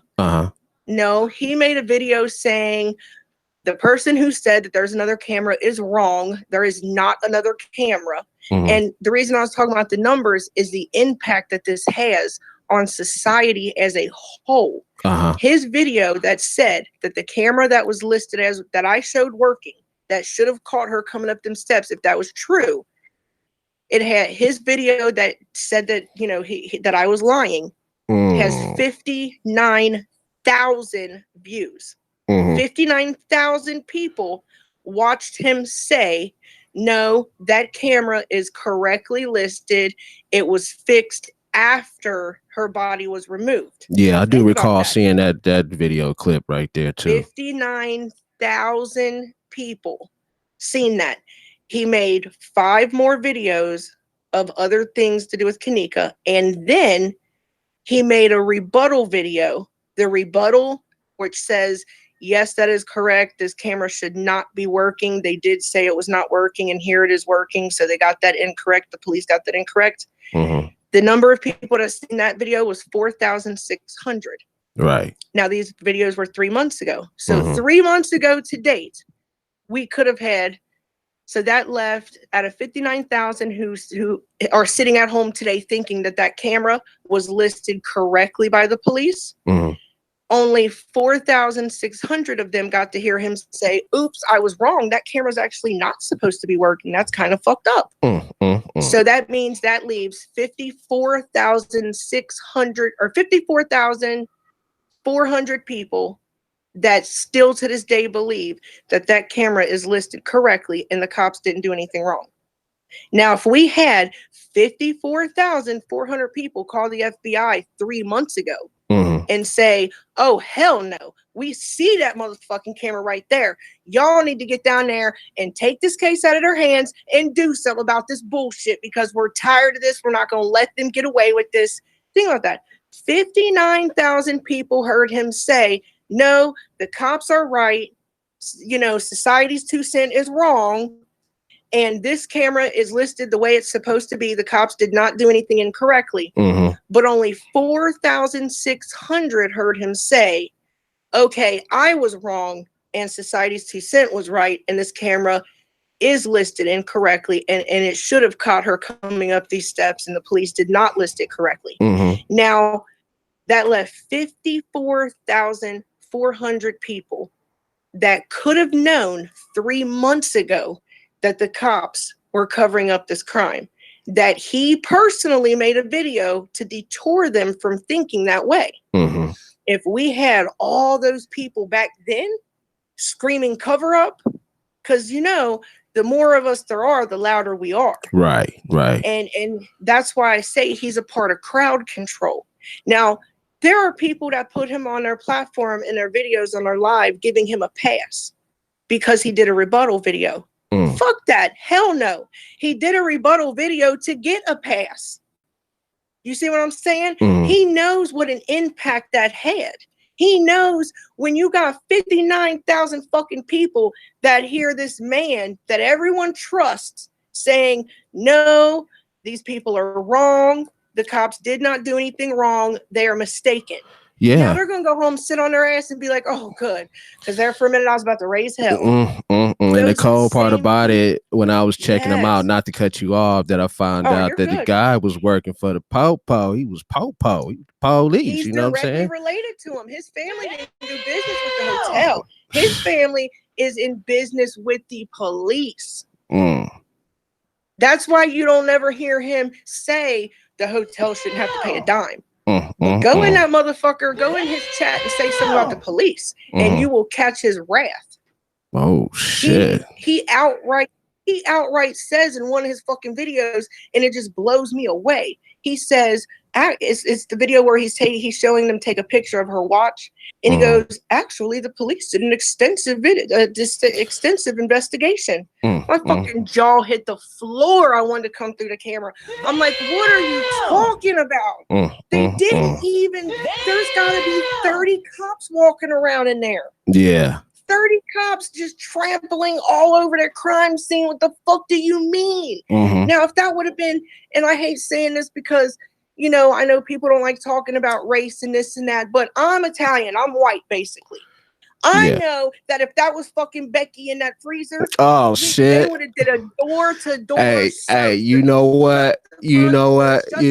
On some real shit though, on Raw Talk when we covered that and what we said from our perspective, not in race, but we were saying that, you know, if there was a rich girl named Becky, if it happened to her, it would have been major headlines. Major headlines. There would have been a white mother or even a white friend. Man, that whole hotel would have been shut down. Let's keep it real. Shut that motherfucker down. Nobody in, nobody out. It would have been yellow tape. It would have been, man, it would have been DNA evidence. All that. They'd have had fingerprinters, right? They'd have had everyone. They would have dusted everything, and they would have cuffed them up and sent them in jail. Then ask questions of what happened that night when Ken'neka came up missing. Found. And if she, Yeah, no one in or out until she's found. And then if she would have been found dead, yeah, could you fucking imagine? It would have been a circus. It would have been a fucking circus. Look at Natalie Holloway. She wasn't even found dead in America. They didn't even find her body, and the fucking media traveled from country to country. Yes.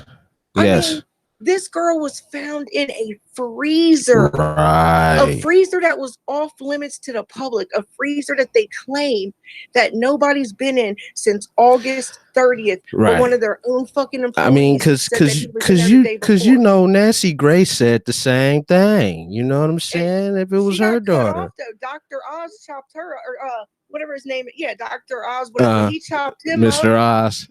Yeah, that's why he got on there and made sure that he gave him a good 3 minutes. What did he give him? 3 fucking minutes? Man. And then he said, by the way, and this is what kills me. By the way, when you're suffering from hypothermia, your body heats up right before you die and it feels like it's on fire. And you tend to find people unclothed.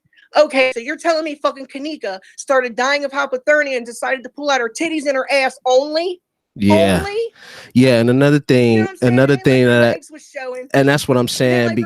Not to cut you off, but what I'm saying here too is like, just like, you know, when they found Ken'neka's body and everything, right? Now I got to speak on this because they're not supposed to be moving the body at all, because the coroners have to come in and do all that, because if the police do it, that's tampering with evidence. Am I right? Yes, it is, because the examiner has to come in and document the condition of her body right then and there, because when you move someone, you could break a bone. She could fall off the gurney and get hurt. Now, how are they going to be able to tell the difference between her getting hurt in transition or her already being hurt?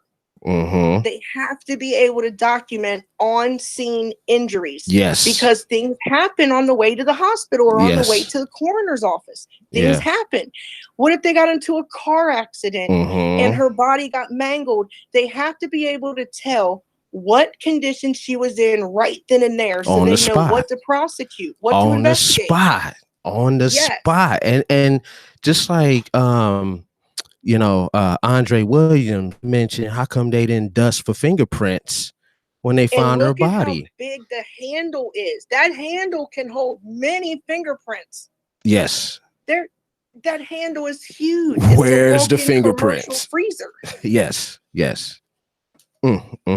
There's no excuse for them not to, because if you're going to tell me that my kid opened that fucking door and walked in there, you're going to show me her hand on there because she didn't have gloves on, and you can't tell me she did because I done seen the video. So show me that my daughter touched that fucking button. Show me that my daughter put her hand on that chrome or stainless steel, whatever handle, opened that handle. Now, and if you're telling me ain't nobody's been in there, then it should be my daughter's only, right? Right. And the crazy part about this shit, Andrew Holmes. Now, for him to lie and said that he saw. I'm on the fence with Andrew.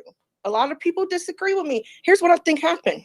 I think your boy seen her going in but there was something in that video, him being, you know, older. He don't see all the way perfect. You know, they probably had it on some little gritty ass TV when they showed it to him. I believe that he's seen her go in there. However, I believe there was other things in that video that he personally didn't catch. I think that the police, when they went and, you know, looked at it before they was going to show it to Teresa and the lawyer, they were like, oh shit. Yeah. So then they turned around and made him look like a fucking liar. They don't care about him. They don't care about his reputation. Yeah, as if they turned him out to be a liar. Because I'm like, why would he say? Because I'm just saying, like, why would he say that he saw her walked in the freezer? But I'm just saying, and I got to speak on this from my point of view now. Here, look, I just think that whatever, when she walked around that corner, whatever happened after that, something happened. That's just what I believe. What I think too. You know what I'm saying? I think that Andrew Holmes missed it. I think he didn't catch it. I think the police caught it. You know, because they had to set up an arrangement for both her lawyer and her to see it, and I think they caught it. But they caught they caught so much. They were like, there's no way we can edit this. It would be too obvious. There's just no way. Yeah. What are we going to do? Yeah. Fuck it. Say we ain't, because you see, they never say on the media, they don't say, we never had a video of Ken'neka walking in the freezer in our possession. They say, we will not be showing a video of Ken'neka walking in the freezer because it does not exist. And that's bullshit, because in that video, you can tell, like, if you like slow the video down, right, and really carefully look at the video when she walked around that corner towards that freezer, somebody was there. I seen it. I fucking seen it. And no real shit. I seen it. Somebody was there. It showed a little clip that somebody was there. Somebody in other parts of it. There's so much video that shows so many people that they wiped and edited out of these videos. And this is one thing that I keep talking about with that debunker. Yeah. Don't fucking believe his videos, okay? Because it's so easy for him to manipulate what he's showing you. Yes. His all-time defense is, that's not what I see, and I have the original. Well, one, no the fuck you don't, because even the cops don't have the original. So if you have the original, then that means you got the hotel's fucking server, because that is the original. The original is the server in which the video was recorded on. Right. So until you can tell me that you got the fucking server, stop saying you got the original. Finally, Logic got it out of him. Logic was, just drilling him. And I was kind of fucking jealous because I've been wanting to do that to him. So, but Logic had him on there for a good, I timed. Yeah, I think, because I do recall you was on a panel discussion with him and everything. And no, I was on a panel on Straight Drop's panel. Okay. And I was actually asked to go up there by Straight Drop subs. His subs have been emailing me. We talk in Google Hangouts and stuff like that. And they were like, please talk to Straight and tell him to stop bringing Gray Hughes on here. That's not my channel. So I can't tell that man what to do. I don't like it that he brings Gray Hughes on there, because Gray Hughes manipulates him, and he uses his channel as a way to keep, to keep everyone who would be speaking up on our side. That's the way that he keeps them down. You know what I mean? Like if he's able to, you got to see it like Straight Drop's got a lot of followers. If his followers see it as, well, if Straight Drop says he's okay, he must be okay. It's one of those your friend is my friend kind of things. But that's not what it is. Gray Hughes don't give a fuck about Straight Drop. He don't give a fuck about Mike what's his name? Mike Mecca. He don't care about nobody. He cares about himself. He's a fucking narcissist. And if you can't tell, and that's another thing, that whole play victim shit, where he's got all his subs thinking that people attack him. I can show you where on September 18th, he attacked someone, and that was only 5 days after that girl was found in the freezer. 5 days after, he's calling someone an idiot and willingly ignorant is what he called him. You must be willfully ignorant. Motherfucker, call me a dummy if you want to call me a dummy. Stop trying to use your big words on me. We all know what they mean. Yeah. You're showing off. We get it. You got a vocabulary. We get it. Yeah, because Mr. Huge, boy, he got a bad rep. And from what I see in the comments, boy, he got a bad rep. I mean, he pissed off a lot of people. On him. He's got a really bad mouth. And he always puts himself above. Like, he thinks he's smarter than everyone. He thinks he's like the smartest guy in the world. And what kills me is in real life, face to face, he would not talk of, and this is another thing. If you go get on his videos, he dogs the shit out of Straight Drop on his videos. Is that right?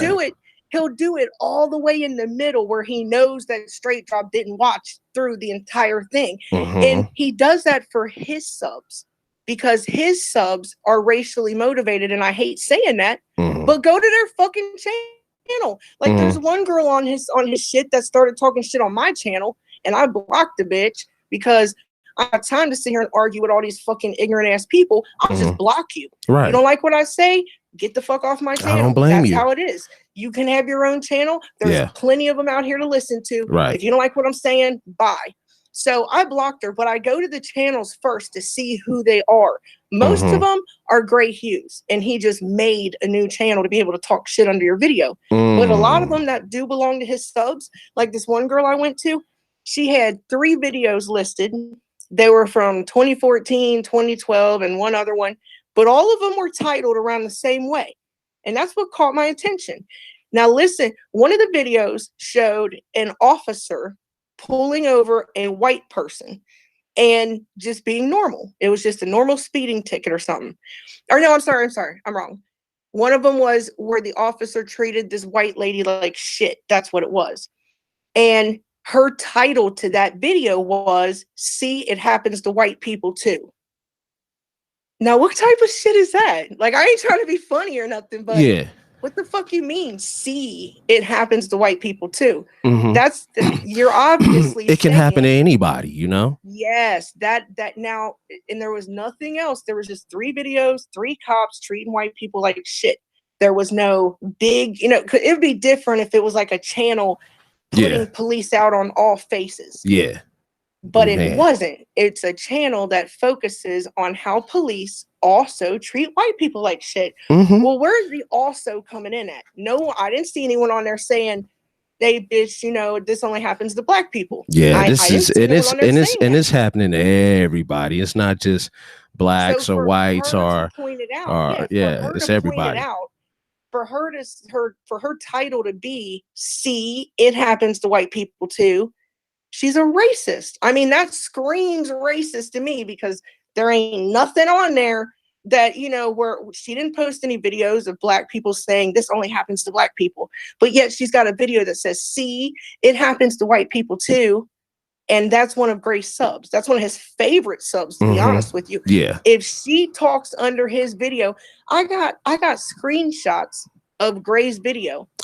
He keeps files on all of us. Now, I don't keep files on people, do you? Oh, shit. Hell no. I will send you the link to his video where when he's crossing over pages, you know how you close on your computer screen? Yeah. You'll close one thing and open another. When he closed it, I screenshot it, and then he opened the other. He's got one called Straight Drop, Mike Mecca, Society's 2Cent. Oh, shit. He's got all of us. He's got individual files with our name on it. Yeah. That just don't make no sense to me. Like, the only time I see a weird dude, somebody doing that real. is where they're keeping fucking tabs on us. Damn. I've seen him say to one of a sub when he put out that video Can of Worms, and he had no choice but to put it out because it happened on live originally. Originally, he was on live. He was on the thing with Vivotech, and the guy told him, "Yes, you can cover up a murder by deleting scenes, and you would never know that they was there." Wow. And Gray Hughes is like, "Wow." Yeah, Gray Hughes is like, wow. Like, this is really opening a can of worms. All his subs got under there like, "Oh, wow, you really started some shit with this one, Gray." He apologizes to his subs for showing that information. He apologizes. "I'm sorry that I showed this information. It happened in front of people." But he claims he showed it because he's an honest person. No, motherfucker, you had no choice but to show it. Everyone watched it live. So yes, of course it got uploaded to a video, but he titled the video A Can of Worms. And in the comments, you can see him talking to people, apologizing to them for showing us that the Vivotech guy said, "Yes, you can delete scenes and no one will ever know they was there." Now, why would he apologize? Why would he feel the need to apologize for giving truth? Right. Does that not speak volumes? Damn, man, it got me saying. Right. Yeah,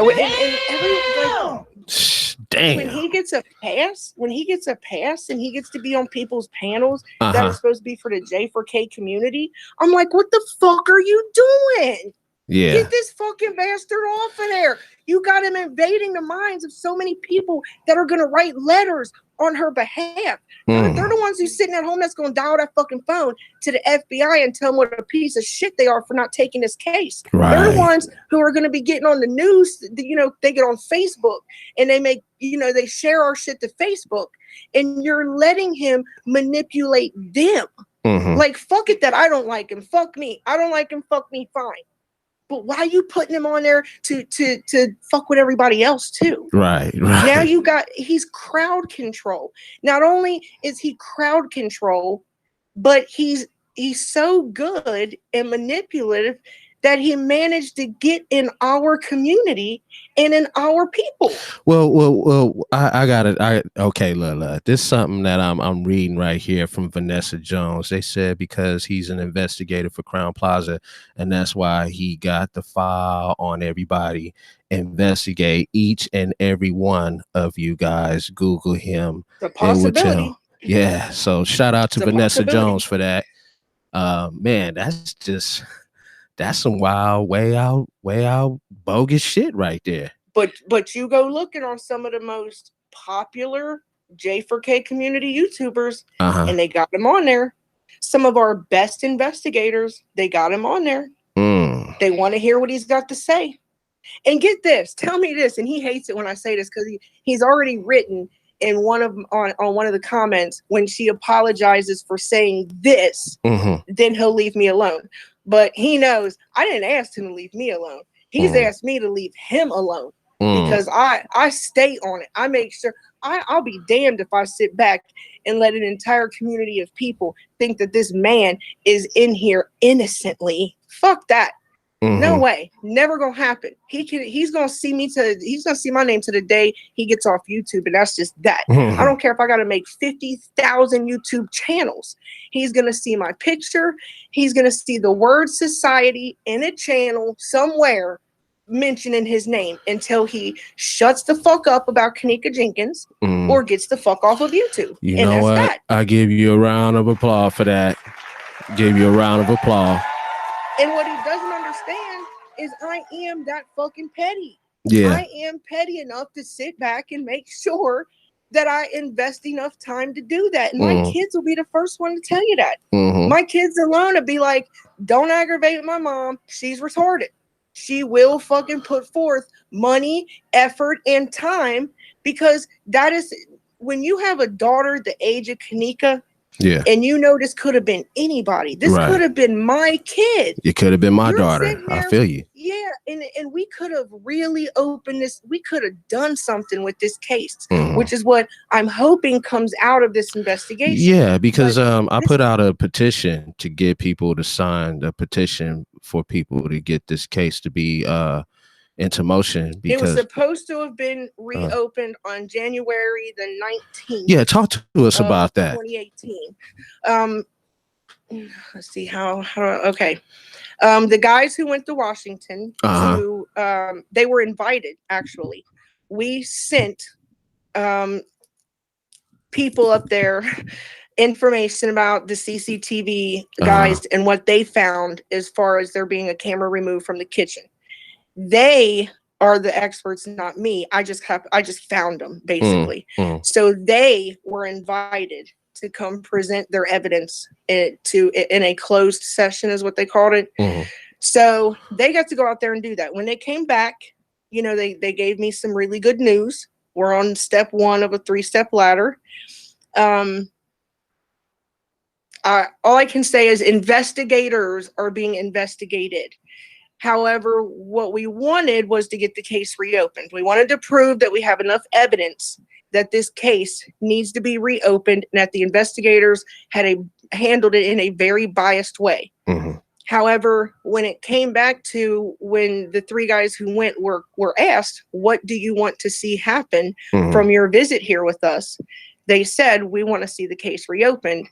They were responded to with, we were under the impression that it was reopened January 19th, 2018. And then when you look they said that when they looked over to the other side to get a confirmation, the other side, which would have been whoever was there to represent Rosemont, said that is correct. They shook their head yes. So it was told, they said that the reason that there wasn't a media release on the reopening of a case is because they don't want public unrest.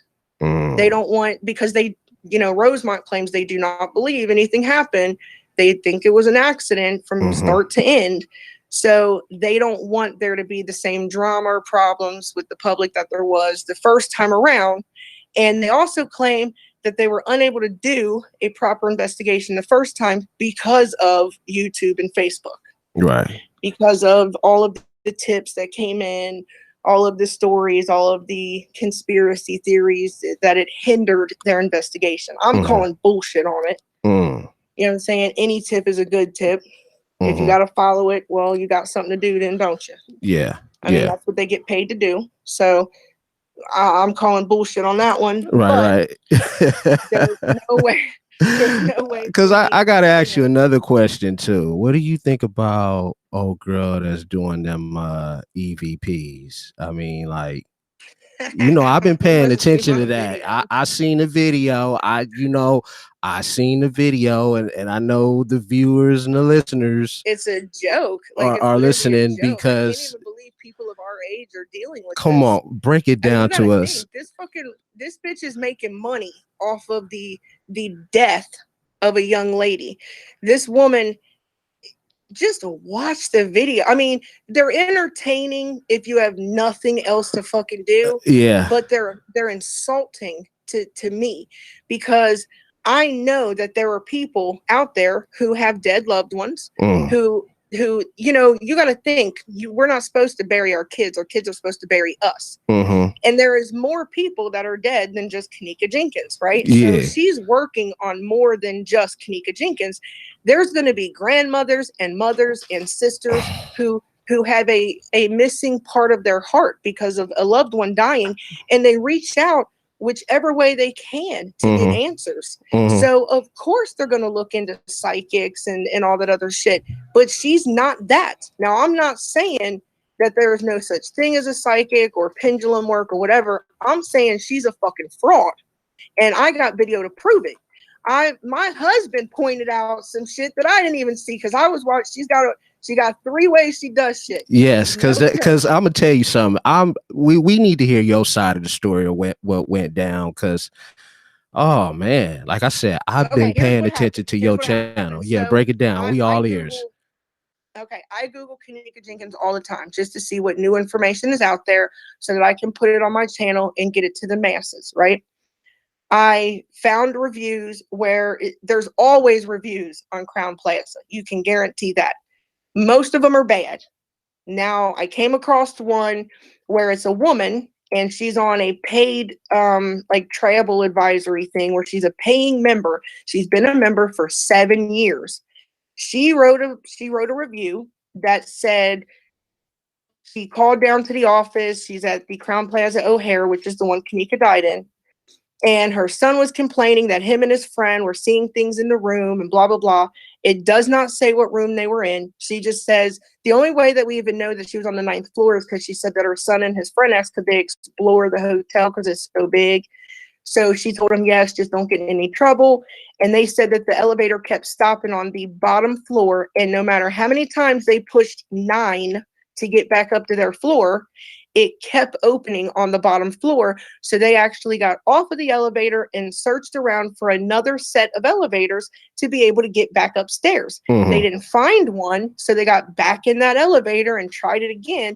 And finally, it took them up to the 9th floor. So we know it was floor 9, but we don't know what room it was. Now, there was a photo listed. Okay, it's her little photo that goes with her little travel account. There is a website that's called Tineye, Tineye. It does a reverse search of images, not phone numbers or addresses, but images. You take a picture and you upload it to that website, and they will find if there's anywhere else on the internet that picture is listed. Okay. So I popped in her image that she has listed for that review, that account, and it came back to a Facebook account. So I went onto that Facebook account. Yeah. I went into the about section, and where it says about, and it has her relatives listed. She said her son was the one who was seeing it, and that her son took pictures. So I went down the row until I found her son, clicked his name, and it easily took me to his account. On his account, he has the pics. Yeah, it's that easy. It was literally just Tineye, her Facebook account, his Facebook account. It was 3 steps. That's it. So I went on to his Facebook account. He has the pictures listed where he claims it's Ken'neka as a ghost, like a ghost image. Are you serious? I know, right? Dead serious. I got a video of it. I promise you. It's on my page or on my channel. So I posted it. Now, I say in it, the only thing I can guarantee to be real here is the review. This lady has been with this site for 6 years. It shows when she had her first review. She's made over 100 reviews in that 6 years, and this is the only one that talks anything about ghosts. Because I went looking into her other reviews, because I wanted to make sure she isn't known for this shit. You know what I mean? If she's some ghost hunter, then I'm not even gonna post it. I mean, you know, I seen her videos and everything, and like, you know, I would comment. She don't even like none of the shit I say. I just said fuck it. I stopped commenting on her channel. Well, what I did was I posted that video. What I did not consider when I posted it was there is a community that gets into this stuff, into this spirit work and stuff, you know. So I infringed on Candace Starr's, you know, part of YouTube. Yeah. So what happened was, it turns out Candace Starr claims that she was talking to Ken'neka Jenkins at the time that that lady wrote that fucking review. Yeah. So her subscribers were like, hey, how's this possible? Ken'neka's in this lady's picture, but you over here talking about she answering questions for you. So what does Candace do? She started a fight with Society's 2Cent, who is notoriously petty. Like, everyone knows that I'm gonna do work if you aggravate me. So she got in her comments where I guess she thought I wouldn't see. Yeah. And she started telling subs, I asked Ken'neka in a pendulum here, you know, I asked her with the pendulum if them pictures were misinformation or not. And she said they are, that they're misinformation. That Ken'neka Jenkins told her that my video of that lady's review was misinformation. Now you basically just came over and rang my bell. You know what I'm saying? Like, to me, that was a call out. So what I did was, I was like, okay, I'm gonna see what you about. So you're talking to Ken'neka Jenkins. Let's get into some conversation. Yeah. So I watched her video for about 10 minutes, and I'm like pissing myself laughing. I'm like, people actually are believing this chick. One, she's a fucking drug addict. Look at her. You know that look. I ain't trying to be funny, but you know that fucking look, them sunken eyes with them dark circles. You know what I'm saying? She looks like she's part of that epidemic. I'm gonna just put it that way. She looks like she's part of the epidemic. So I'm like, wow. And she's getting chips. Like, she's over here collecting coins off these people. And I'm like, I'm gonna have to stick my foot in this. You know what I mean? Like, she said she brought me into this for one. Yeah. You know, like, I didn't have no problems with the girl. She brought now, because you know, she so, got into it with Bex Paranormal, right? And shout out to Bex Paranormal, big ups to her. You know what I mean? She's real cool, down to earth. I saw a video. I actually looked at Bex Paranormal, and she's got a more steady hand than fucking Candace Starr does. Yeah, like, I was trying I agree. to debunk, you know, Bex Paranormal, because I thought she was in that shit with Candace Starr. Right. I actually have not been able to find nothing yet, but I'm looking. Yeah. I'm still fucking looking. But no, I haven't found any wrongdoing by Becky yet. By Becky with the good hair. Yeah, Becky I ain't found no cool, shit on her yet. But I got my eye out. Yeah. I don't like scam artists. I don't get into these con artists. You know what I'm saying? Right. I'm not gonna sit here and watch you con these old ladies that got dead relatives out of that right there. That right there. Yeah, like, you can't be doing that. On a fixed income, looking to talk to their granddaughter that they miss. And you get money from them through PayPal. Fuck that. I'm gonna stick my foot right there. Like, no, I'm gonna dead this line right here. So yeah, like, we caught Candace Starr. We know all her ways. All of them. We know how she keeps her pinky finger up against the chain itself. And, you know, we're talking about a fucking medallion. It's just a little crystal hanging from a chain. You could turn on a fan from across the hall and it's going to make that thing move. Well, she just touches it a little bit with her pinky finger, but it's enough that the camera picks it up. So you put it in fast forward. You take that one movement that happens right before she claims she got an answer. And she always announces the answer. Like, she puts on this face and then she's like, that's a yes. So when she does that, you stop your video, rewind it just 5-6 seconds, and fast forward it. Dude, put it on a loop. Put it on about 3-4 loops and fast forward, and you'll see if there's a movement. Now, when you got it on regular speed, it's so gentle and it's so sly, you're not going to catch it. But you can see it's not like she's got that pendulum moving way over here and way over there.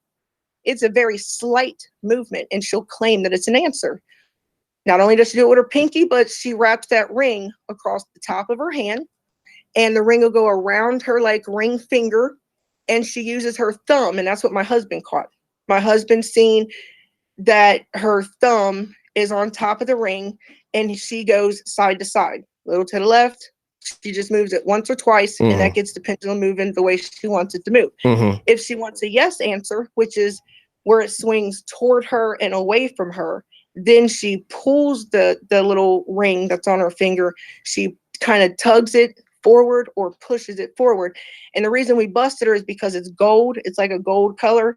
And there was a shine. It looks like it might be a snake. The ring thing that hangs over her finger itself, it looks like a snake.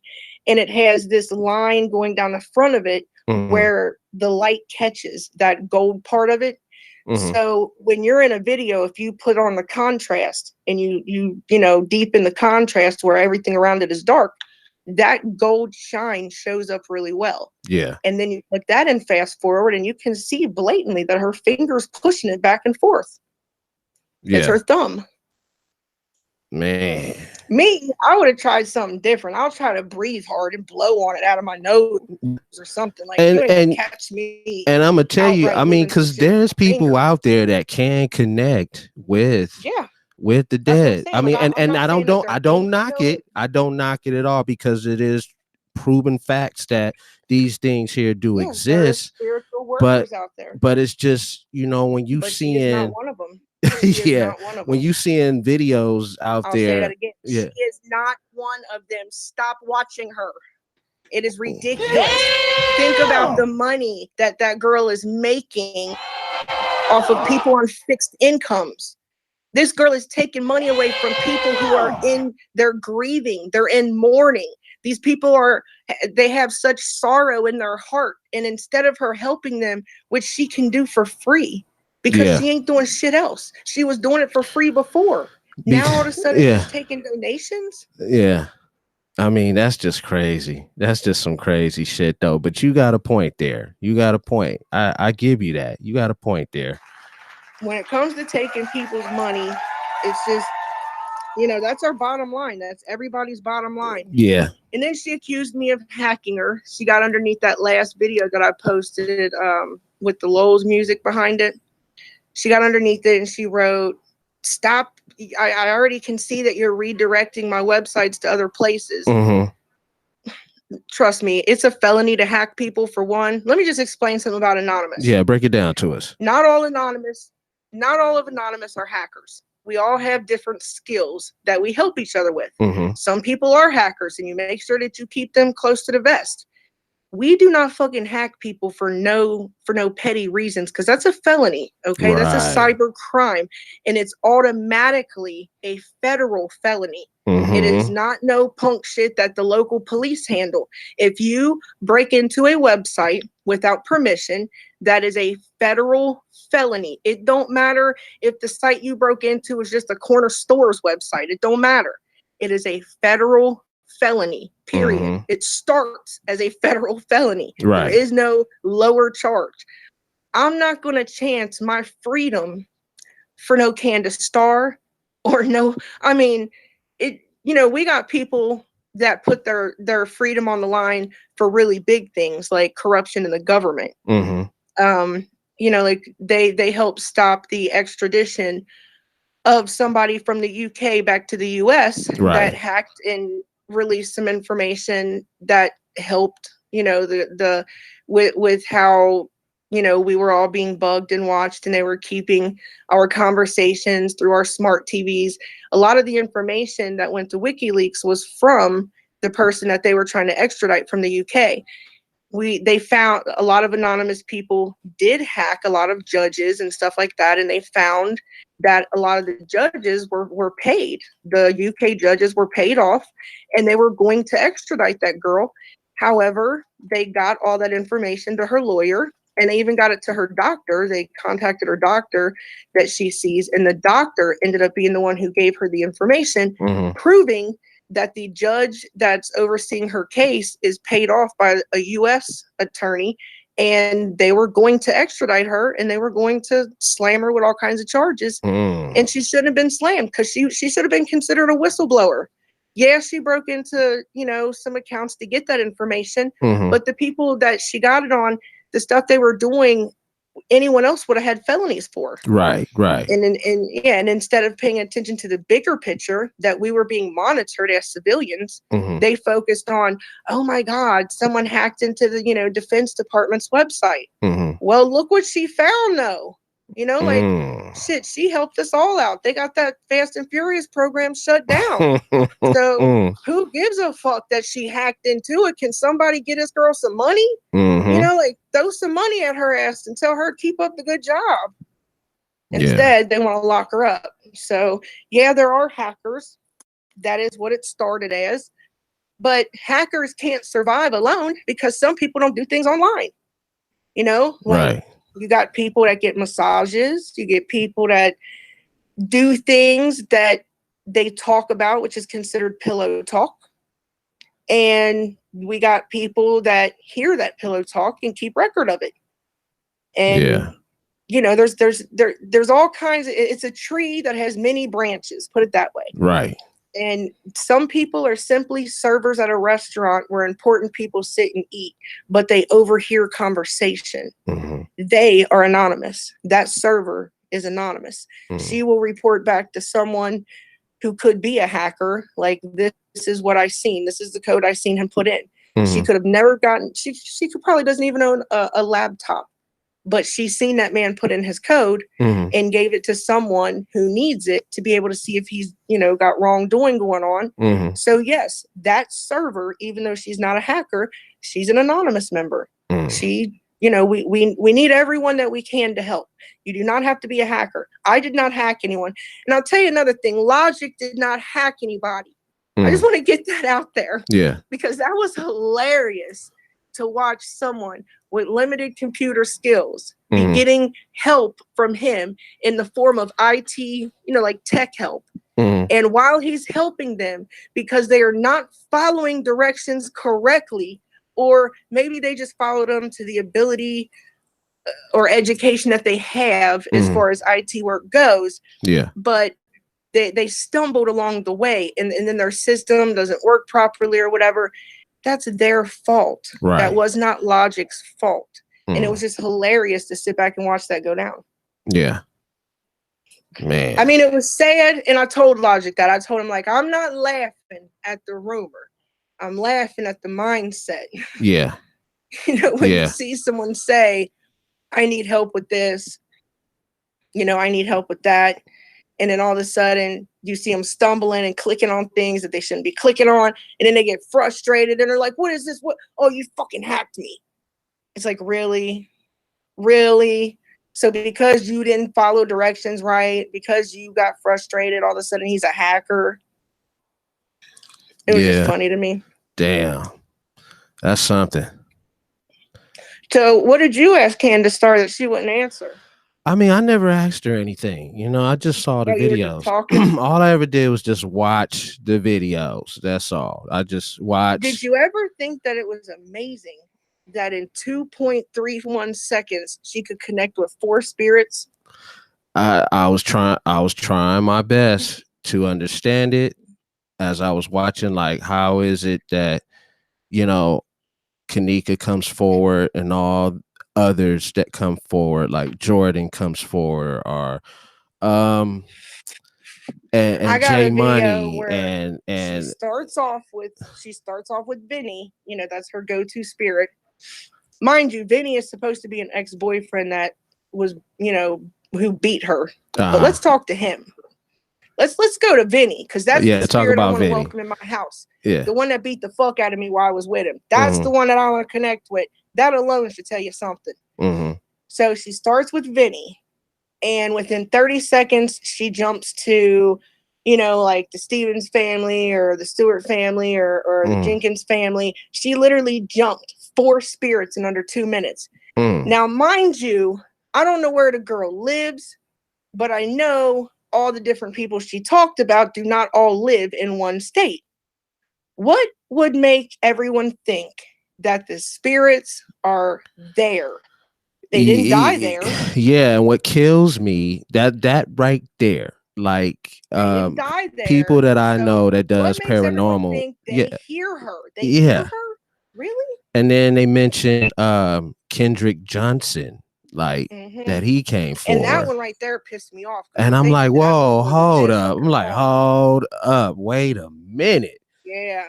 That little boy they scooped him out like Ben and Jerry's. They took everything out of his body.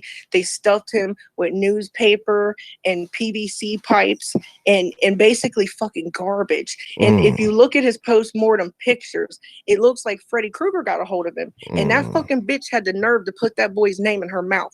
If I was his family, I'd be hunting her right now. Like, I don't care. You go and you try to hustle whatever you try to do to get your money. But you don't put my fucking kid's name in your mouth, especially somebody who was done like that. I agree. I agree. Damn. Especially when you know you're hustling. She knows she's hustling. And everybody's got to hustle. I get it. Yeah. Everybody's got to make money. But you don't fucking put that baby's mouth in your name when you know what he looked like. You know what they did to him. His parents weren't even told that his body was empty. He was buried that way. And it is just awful. If you look at that boy's pictures, I don't know. I just know that his mom is crushed. And she's got the nerve to put that boy's name in her mouth. Right. And trying to get money. Paradox have asked, what is your sign? I'm a Pisces. You're a Pisces. So happy belated birthday. Pisces. Happy belated birthday. Thank you. You know, I'm emotional. My birthday was on Friday too. You know. Oh, are you a Pisces or an Aries? No, I'm an Aries. I'm an Aries. Man, you guys are mean. No, we not mean. There's some. I'm one of the 3% humble ones. But if you piss me off to the max, then I'll blow the hell up. You know, they say if you are early or if you're an early Aries, then you could have a lot of Pisces in you. Yeah. So, if you're deep into the Aries sign, like, you're mid Aries sign, then you're probably full-blown Aries. But if you're on the tail end of it, then you could be a little bit of the following sign. If you're on the front end of it, you could be a little bit of the prior sign. Yeah. So you could have some Pisces in you. Oh, that's interesting. Yeah, because me, I'm more of my own individual. I don't like to go out finding trouble or getting into drama and all that. I'm just that type of dude that like to keep things peaceful. You know what I mean? Because that's what it's all about. That is how I am. I didn't start Society's 2 Cent with Anonymous. I actually asked permission. Yeah. Like, I know that they work on really big things. So I didn't want to seem like I don't care about the bigger picture. Right. I get it. Because I have a daughter Ken'neka's age, I really felt drawn to that story. And so I just, I was like, hey, I'm going to take a step back. Yeah. I really want to get involved in this. And they were just like, go ahead. Right. And I was even provided, that wasn't my account. Like that Society's 2 Cent wasn't my account. I adopted it from them. Yeah. But, and it ticked me off when, see, I don't go out like looking for trouble. And I didn't know nothing about Gray Hughes, by the way. There was a video put out about like the girl in the garbage bag when everyone thought Ken'neka was in the garbage bag. Yeah. He got underneath my video and he talked about it. He himself introduced himself to my channel. Okay. So I didn't even know that name existed. I didn't know that man existed. Yeah. So for him, to stand off and say like somebody attacks him or stalks him, we ain't the one with files on you. You got files on us. We're just taking notice of it. We might speak up a little more than he does. But he gets his digs in, like what I said. Straight Drop has no idea how many times that man has dogged him even recently. He has, in the middle of his videos, and I keep the clips, because one of these days I'm gonna make a whole video of nothing but Gray dogging Straight Drop, and I'm gonna put it out. That way, at least Straight Drop is informed when he puts that man on a panel. At least there won't be no excuses like, I didn't know that he talks about me like that. Yes, you do. Yeah, you do. You put him on there any fucking way. You know, you might as well own it. You ain't gonna sit here and act like you don't know that he's bad for our community. When you really think about the numbers on this one, 59,000 people watched him say that the cops did not do anything wrong and that camera was fixed after, you know, the whole thing happened. Only 4,600 people heard his rebuttal. So that left 54,400 people that are still sitting at home today thinking, oh, good, I'm glad that that camera was supposed to be there and working because I was going to have to get involved. Yeah. That could have been 54,400 people that stood up with us. And he ruined it. And he gets a pass? I can't do it. That's more than I can fathom. I couldn't give him a pass if it was 10,000 people. I couldn't give him a pass if he fucked it up for 2,000 people calling the FBI. But 54,000 people? 54,000. Imagine the FBI and Congress if 54,000 people got involved. He ruined it for that. One video, 59,000 views. His rebuttal, 5 videos later, got 4,600. And he didn't even name it a rebuttal. So anyone who bothered looking at it didn't even see it saying it was a rebuttal. He gives his rebuttal during the middle of the video. And see, that's how the media does it. That's why it pissed me off. And I feel like he knows what he's doing. Because if the media wants to project an image of someone, they plaster it across the headlines. Like, you know, I'll just use Obama for example. Obama molested his daughters. Real big letters going across the front page or the top of the screen, right? Right. But it's not true. They don't want to get sued, and they're starting to get a lot of complaints. So 5 days later, they put in real small black letters at the very bottom of the page, all the way in the back of the fucking newspaper. We would like to apologize. We need to put in a rebuttal. Obama did not molest his daughters, but it's on the last page, very fine writing all the way at the bottom. Yes. How many people do you think were seen that major headline compared to how many seen that tiny ass rebuttal? And that is a tactic used by the media to drive views. And then I've also got him on tape saying to Straight Drop. And the thing is, Straight Drop did not lead him into this answer. Straight Drop was actually looking out for Hughes by telling him, turn off your comments. Turn off your comments, because when you're talking about the Ken'neka Jenkins case, people are going to get in an uproar. Turn off the comments. Gray Hughes' exact words were, no. See, this is where I can help you, Straight Drop. Don't turn off the comments, see, because when someone writes something and then one of my subs argue with them on my behalf, well, they're slamming through the commercials, and then that's money going in your account. Right. He literally said that on a live. I showed it. I, looped it and put it on a video like, look, he wants us arguing under his account. He's got subs ready and waiting. I got a picture where one of his subs wrote, hello from the, or hello from those who like the video before they watch it. They don't give a fuck what he says.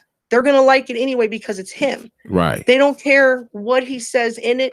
They don't care if he's, if he says, oh, the police department did a foul ass job. They covered this crime up, yada, yada, yada. They're going to hit like anyway. He chooses to defend the police department. I don't think no one hired him either. Everyone says like, oh, somebody hired him, blah, blah, blah. I don't think so. I think he's that big of an asshole. I think he's one of them motherfuckers that's seen people going in on the cops and was like, oh, I don't like this here. Yeah. I don't fucking like this here. My family's got business with them people. I'm gonna get involved in this. I think he did it all on his own. I think he's that big of a fucking prick. Yeah. I think he decided that he was gonna start fucking with people on the Ken'neka Jenkins case, all Yeah. on his own. And then old girl Candace, that's just something too, man. Damn. Like Yeah, her conning people.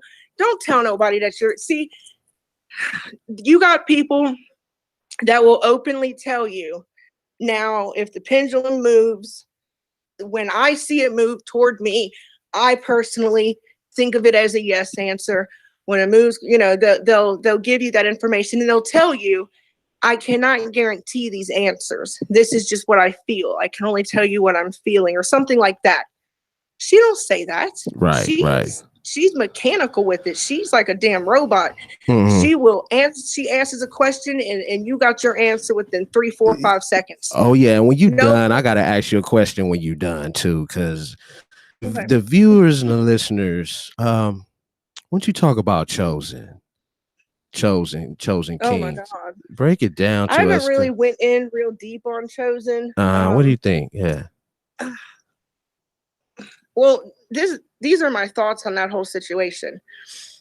I think that Rob, whatever people might feel about him, I think that he was Chosen's sugar daddy. Oh shit! Damn. Because I know that they met. I personally know that they met because Rob got on Chosen's videos and donated $200. And that was like the biggest amount Chosen had ever seen donated before, because all the girls were donating like $3 here, $5 there, $10 there. Yeah. So when you got someone that'll donate, boom, $200 dropped on you, you pay attention to that. Right. Well, as soon as Rob donated $200, they hooked up. What's that tell you? He hustled Rob. Rob was his muscle. I think because Chosen might know, how you got people who are from the street and then you got people who are familiar with the street. Right. But there's a big fucking difference. Mm-hmm. Like I've got brothers that are, like I've got siblings that went that route. Mm-hmm. So they are from the street. But then there's me and I'm aware of the street. Now, my brothers, a couple of them actually enjoy fighting. They go out and they look for trouble. They find it funny. Mm-hmm. They get their kicks off of it. They get adrenaline. So that's them.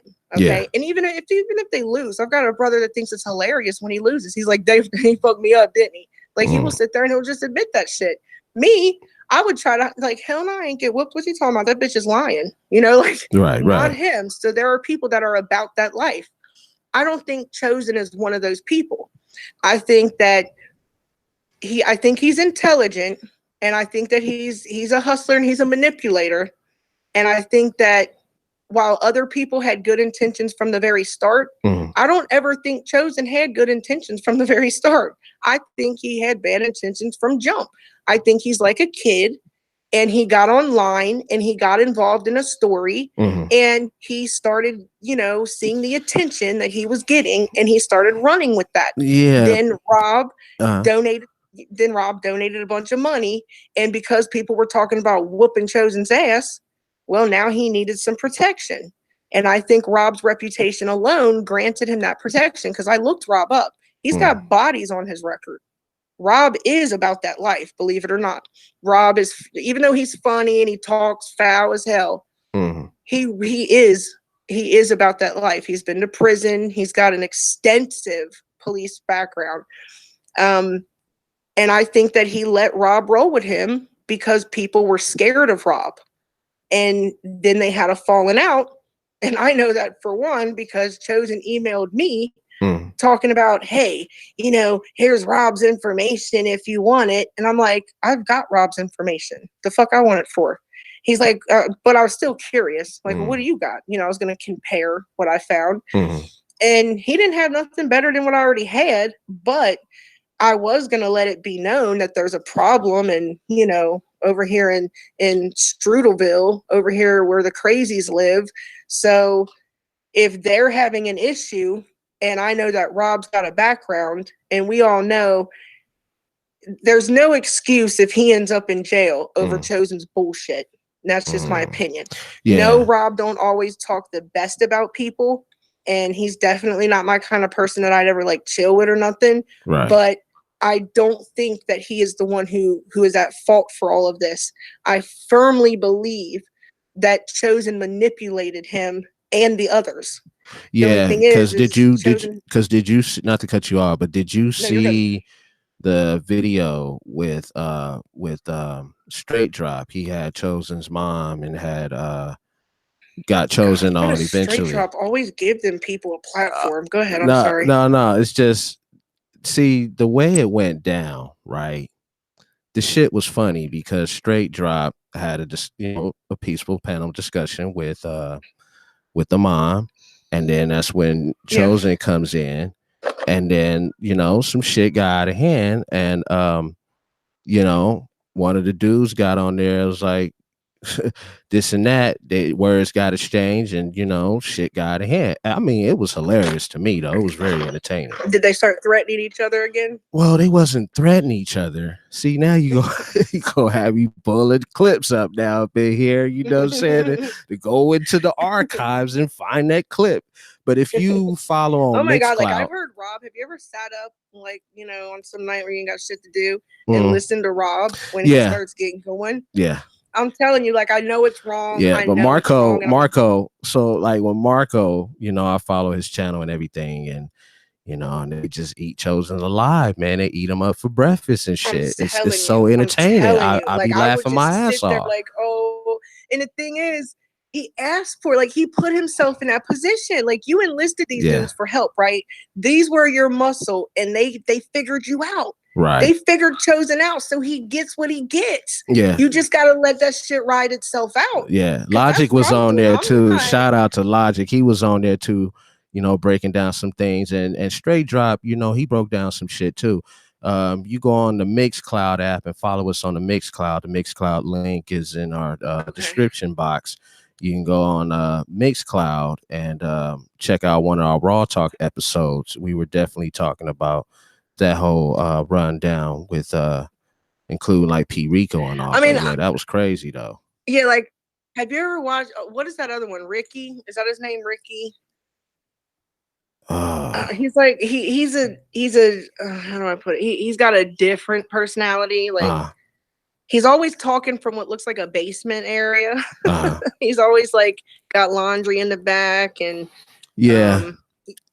I'm nosy like that. If you're going to be on live and you're going to show your house and everything, I'm going to be like, are they clean people? Are they dirty people? Because if you dirty as hell and everything, I'm not going to trust nothing you say. If somebody's dirty and they're willing to put that shit on video, I'm going to be like, okay, so you one of them people, right? So you're going to put all your business out, now, right? Because I got to ask you something. Did you see the video when they went to Teresa Martin's house? And yes, I did. Oh, yes, my goodness. I personally called in some favors that day. I felt like I was there.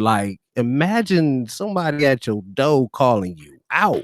Oh, I already said I talked about Chosen the way I did, and if he ever I got a thing about my property, okay? Because I own my shit, so I'm also a legal carry in CCW. So I've always said I've got a warning and I've got a stop button. My stop button is my shotgun that I got from Dick's. Right.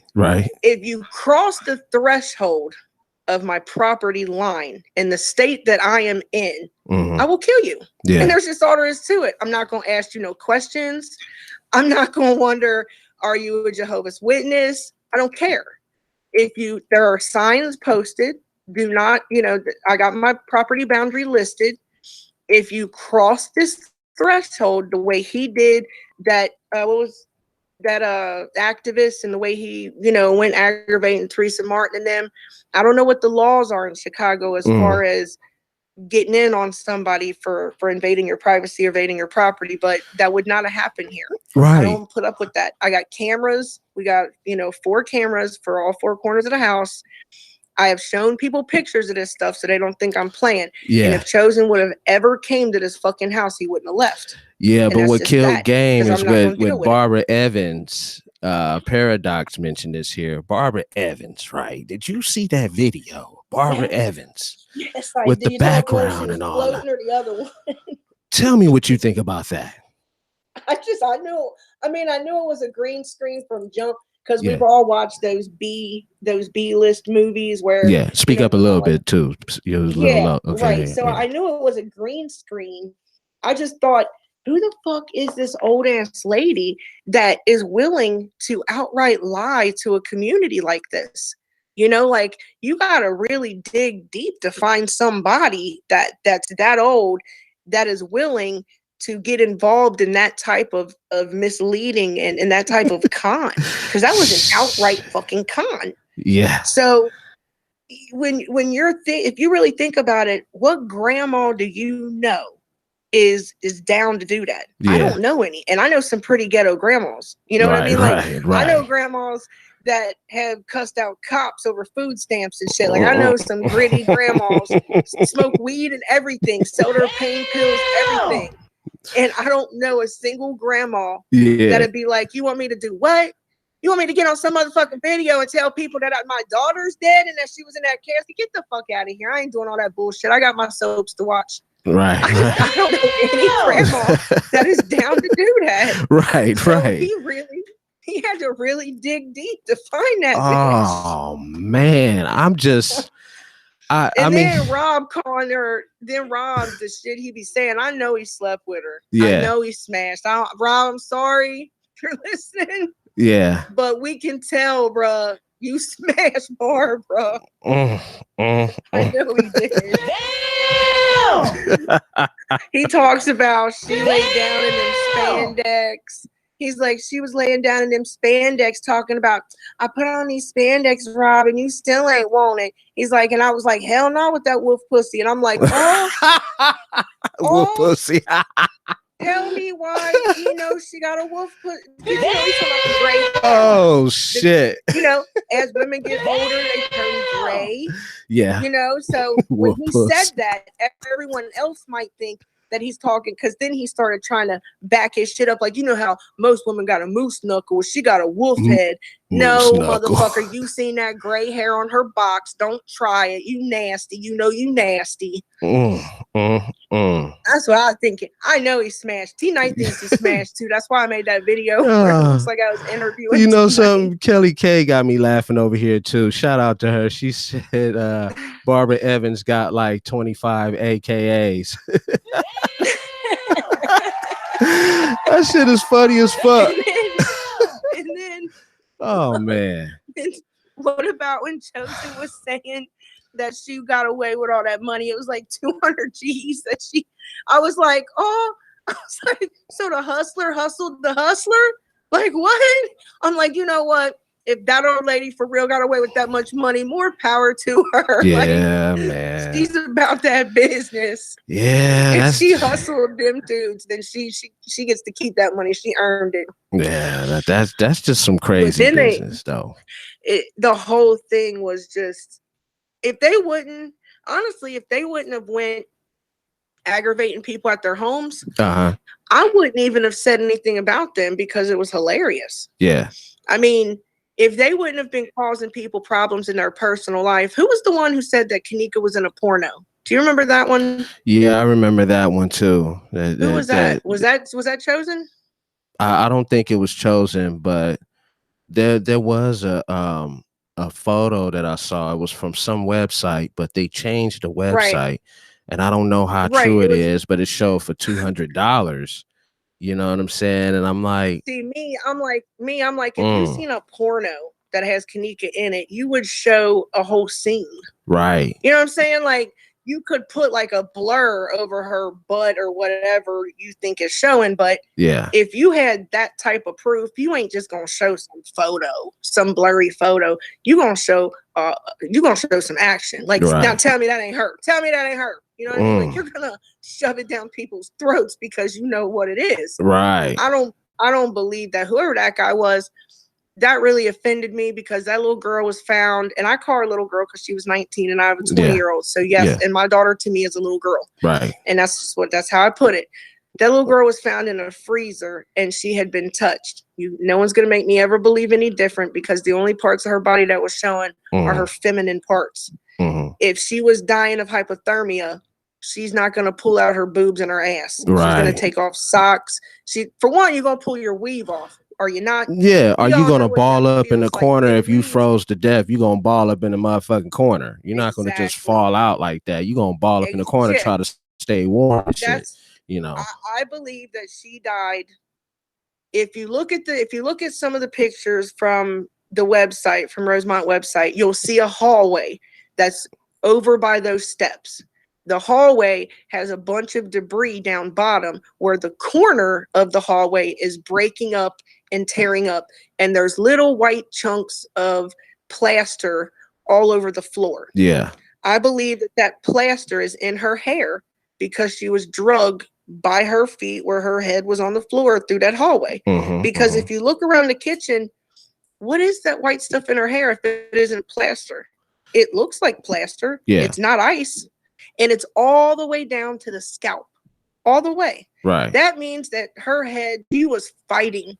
She was fighting because when you got that much hair and you are tossing and turning for it to get to the scalp, that means that her head was, and I hate to say this, but I know, because I've been in fights. That's when somebody's got your head against like a carpet and they're grinding it in or something, and it gets all the way down to the fucking scalp. Like, it's so much in her hair. There's so much white plaster flakes and pieces and bits, all different sizes. There's nothing inside of that freezer that matches the white plaster that's in her hair. Right.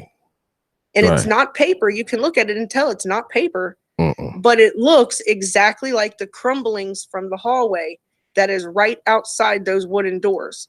Yeah. I think she was pulled in there. I really do. Yeah. Yeah. And I do think that she was on one of those carts or something being pulled through that kitchen. Did you see that bag hit that big ass shelf that had like 40 trays of food on it? I think I seen that video. I think I seen that. The whole shelf. Yeah. So strong and solid sticking out the side of them that it can move a stainless steel rack on wheels that has like 40 trays of food on it. Yeah. It would have knocked that garbage bag off that cart. It would have ripped a hole in the garbage bag. You know what I mean? Like, they had to have doubled up the bags. And then I heard people say, oh, they couldn't have been pulling her down the hallway because the bag would not have been that strong. She would have ripped it. No, that's actually not true. I got a 127-pound Rottweiler that we be playing with. I had a garbage bag where we were doing yard work. He laid on that garbage bag and we were able to pull it up a concrete driveway and it did not rip. Oh, wow. It did not. And it's because she was on carpet. That was carpet. And they weren't lifting her off the ground dead weight. It's not like they were dangling the bag above steps or, no, she would have been laying in it. They would have been lifting it just a little bit off the ground where they're pulling it at, and it would have slid. It's plastic. It slides across the indoor-outdoor carpet. Yeah. How simple is that? I mean, people try to make it seem like it's, it's not possible. It's this, it's that, but it's really so simple. Yeah.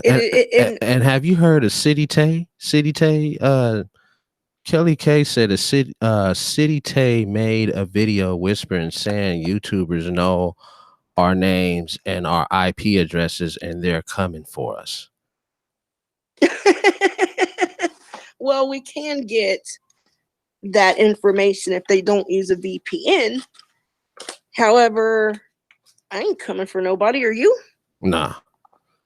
As if there's coming a couple for people us. I'd like to come for. Yeah. There's I do have addresses to people who I looked up because I want to see what they're about. I want to see. I guess Tay and Zunday. Z-O-N-D. Oh, Tay Zonday. You're talking about Tay Zonday. Yeah, Tay Zonday. Okay. Here's my thoughts on that, because Tay Zonday was the girl. Remember I told you there was a YouTuber that was outed for giving fake credentials? Yeah. Yeah.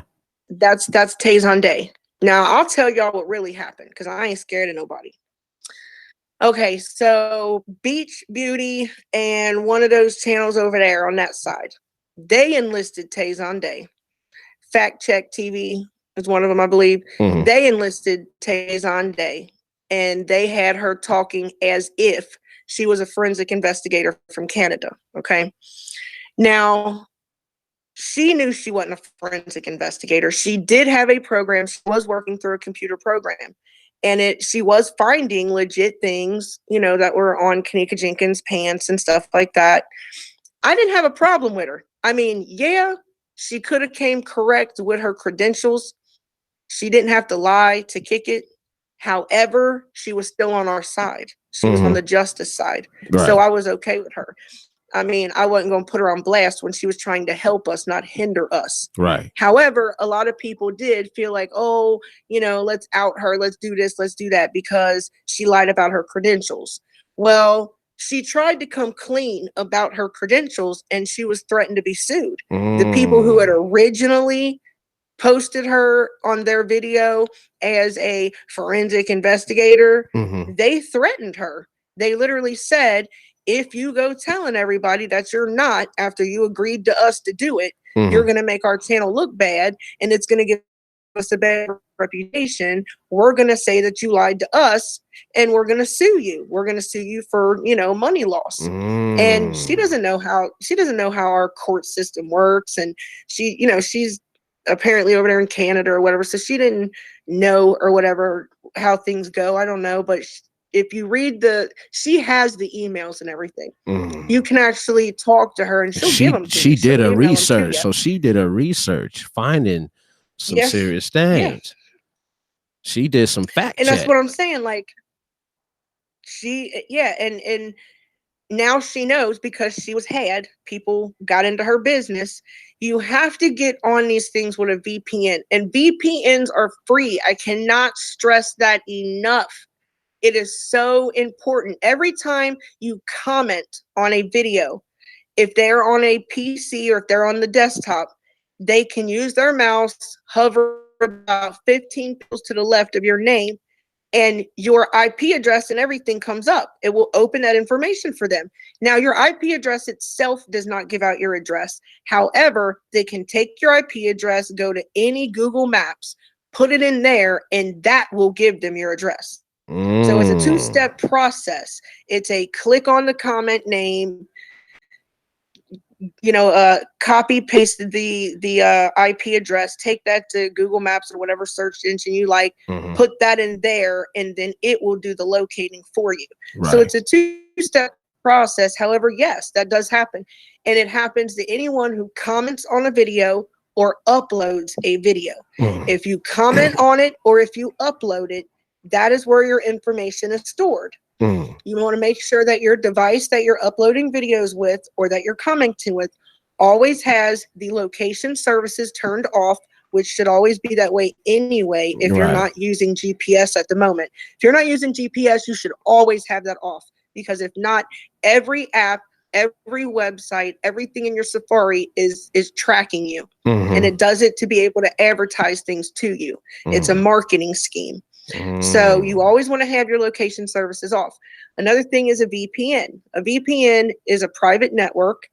And what it does is it gives back false information to the website that you're on. I usually list mine for like the UK or Europe. Right. But you can do it for the West US, for East US, for whatever tower is closest.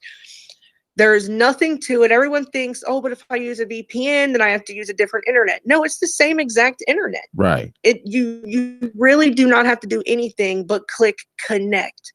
Once you click connect, it will ask you, can it get into your configurations of your device to be able to reroute your information? You click yes, and then you go into your settings and you'll actually see right there where it says VPN. What it does is your current location, your current IP address, it switches it out for whatever it decides to put in its place. That way, if someone looks you up, you could be in like Chicago and it's going to say you're in the UK. And that means they can't get your information. VPNs are one of the most important things you can do to protect your information. Right. And they're free. So there's no excuse not to have one. Right. Gotta have those. Them very important. Very important. Got to have them, especially when you got people like fucking Chosen showing up at your house. Do you want to catch a charge for happening to kill his dumb ass? I don't. Yeah. So I would make cross my boundary first. Right. But I would rather not have to get into that situation at all. Yeah. So I use a VPN. There you on go. a lot of my videos, you'll actually see, like, if I don't crop it properly because I'm in a rush to get that information out, you'll see at the top where it says VPN. Yeah. Yeah. And one thing that I want to ask you, so, and I know you've done the research that there are pending cases that Teresa Martin had to file towards the hotel and all. My question, I don't know the update because it hasn't been disclosed, or I haven't dug deep enough, but is Larry Rogers Jr. still representing Teresa Martin? Yes, he is. Okay. As of right now, he is. Because I know there's pending cases. We wanted to do something about it too. Yeah. We wanted to do something about it too because he is on the council for Rosemont. And we feel like that is a conflict of interest because the council is who put Bradley Stevens as mayor without even an election. The council is who put, like you mentioned Donald earlier, Stevens III as the chief of police without qualifications. And it even says that in the newspaper. The day that Donald Stevens was made the chief of police, it says that there were two people ahead of him that had the qualifications to be the chief of police and were there longer, and they got passed over to put Donald Stevens as the chief of police. And he didn't even qualify for it. He didn't even have the background that would give him that job, but they put him there. So that means that her lawyer voted all this. Her lawyer was on council, so that's one of those votes. He voted to put Bradley Stevens in there without an election. What's that say? You know what time it is. I mean, yeah, like, I think that's weird. Like, now he did contact her, which all weird, but she needed help at that very moment. You know what I mean? Like, she didn't really have time to go through people's background, to do, you know, reviews, check reviews on them. When your daughter's found dead and someone calls and says, I'll help, and you're a lawyer, you're just kind of like, thank God, you know, because you just don't know what you're going to do. You don't know how to go about it. Now that she's had time, but see, then there's this tricky part to it, because if she has received any money, if he worked anything, you know, to like get her some money by way of, and because, you know, there's insurance companies out there that if you can prove that you have a good case, they will front you the money, you know, and if you don't win your case, you don't even have to pay them back. Yeah, because there's some law firms that can do that. So now what you were saying about her lawyer? So if she accepted money, then she entered into a contract for that case that, you know, they might be able to take money from her or come after her if she tries to get out of. So and I'll admit, we don't know that situation. We've never tried to contact her and ask that kind of personal information. Yeah, because that information is not allowed to be disclosed or anything of what's going on or anything like that. That's why, like, you know, like I was mentioning in a previous radio show. She's on one of the most strict gag orders that we've ever seen. And we've looked into a lot of cases. Very strict gag orders, because she can't disclose anything, even if they got a second autopsy, an independent autopsy results. She's not allowed to disclose that at all. Nope. Now we can leak it for her. That's why there is information out that, you know, that you would have to have been like privy to get. But, you know, like, oh, I got this from her and then I leaked it for her, nothing like that. I just, you know, anything I got, I took. I'm just going to say that because I would never want anyone to get in trouble or anything. No, not at all. And another.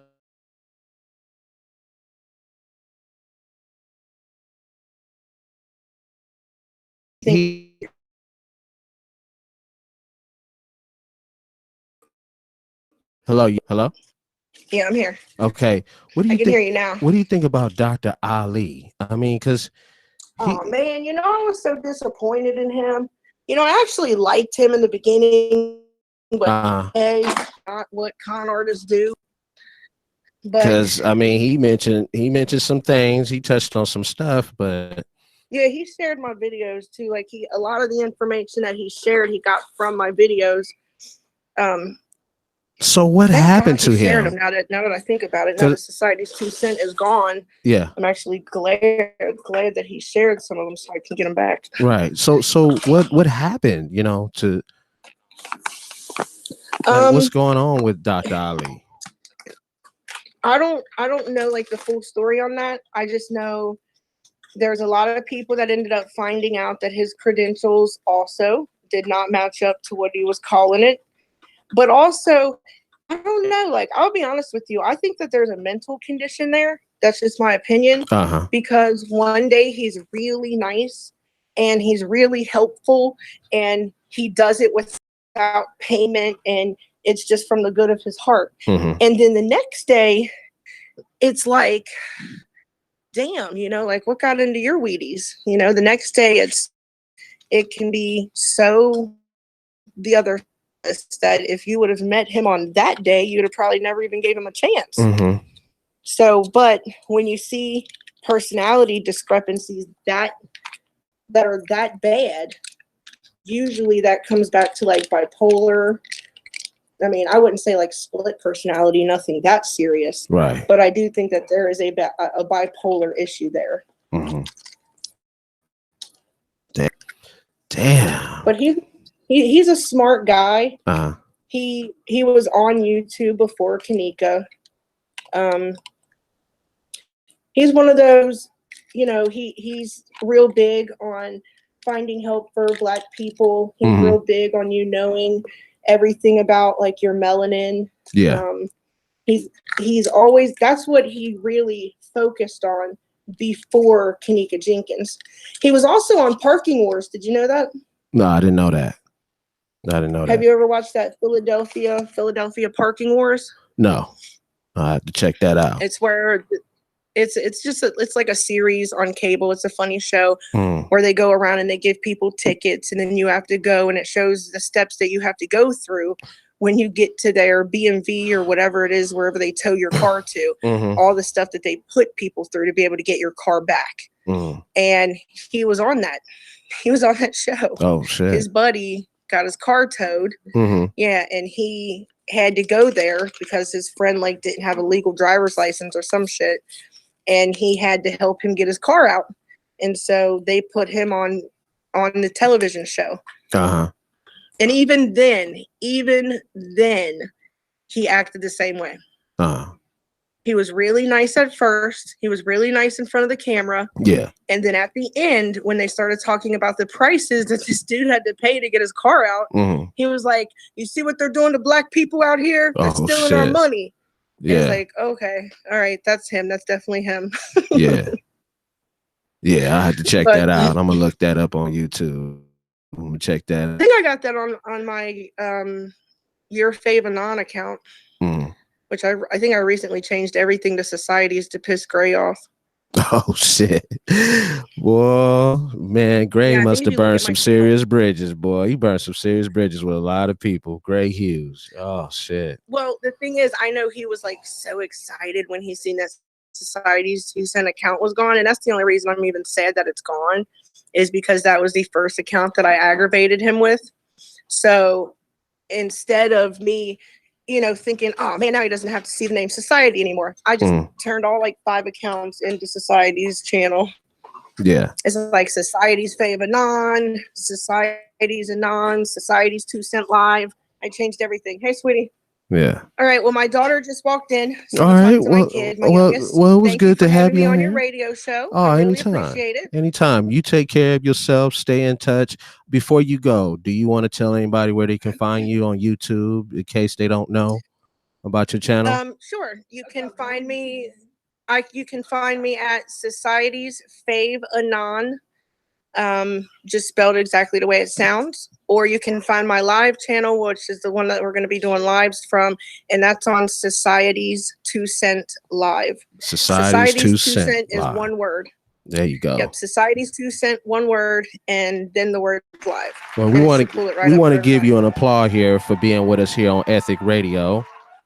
Greatly appreciate and thank it. you for having me. I am anytime. honored that you had me on your radio show. You can reach out to me anytime. I've always watched it. Oh, okay. That's what's up. We got some new content coming up very soon, so be on the lookout. I'm going to continue to watch your videos and everything. And if it's anything you want to share with me, you just, send me some stuff. I've got your email. I'll contact you directly most if definitely. I find some goodies for us. Yeah, we'll be in touch. Most definitely. And I've got my subscription bell on for you. So anytime yours pops up, I'm on it. I got you. Okay. All right. I got you on the bell all right, too. Everybody have a good night. Thank you for listening. All right. You take care of yourself. All right. You too. All right. Bye-bye. All right. Bye. Well, there you have it, y'all. Just wanted to give you guys a YouTube panel discussion, also a radio discussion. Don't forget to follow us on the MixLR app. Listen to us live on air. Also, you can follow us on the Mixcloud app in case you miss us live on the air, and check out our podcast. You can also follow us on Instagram at ethic_radio. So we're closing out. Thank you for watching. Thank you for listening. Thank you for tuning in to us here on Ethic Radio. We're signing out and we're gone.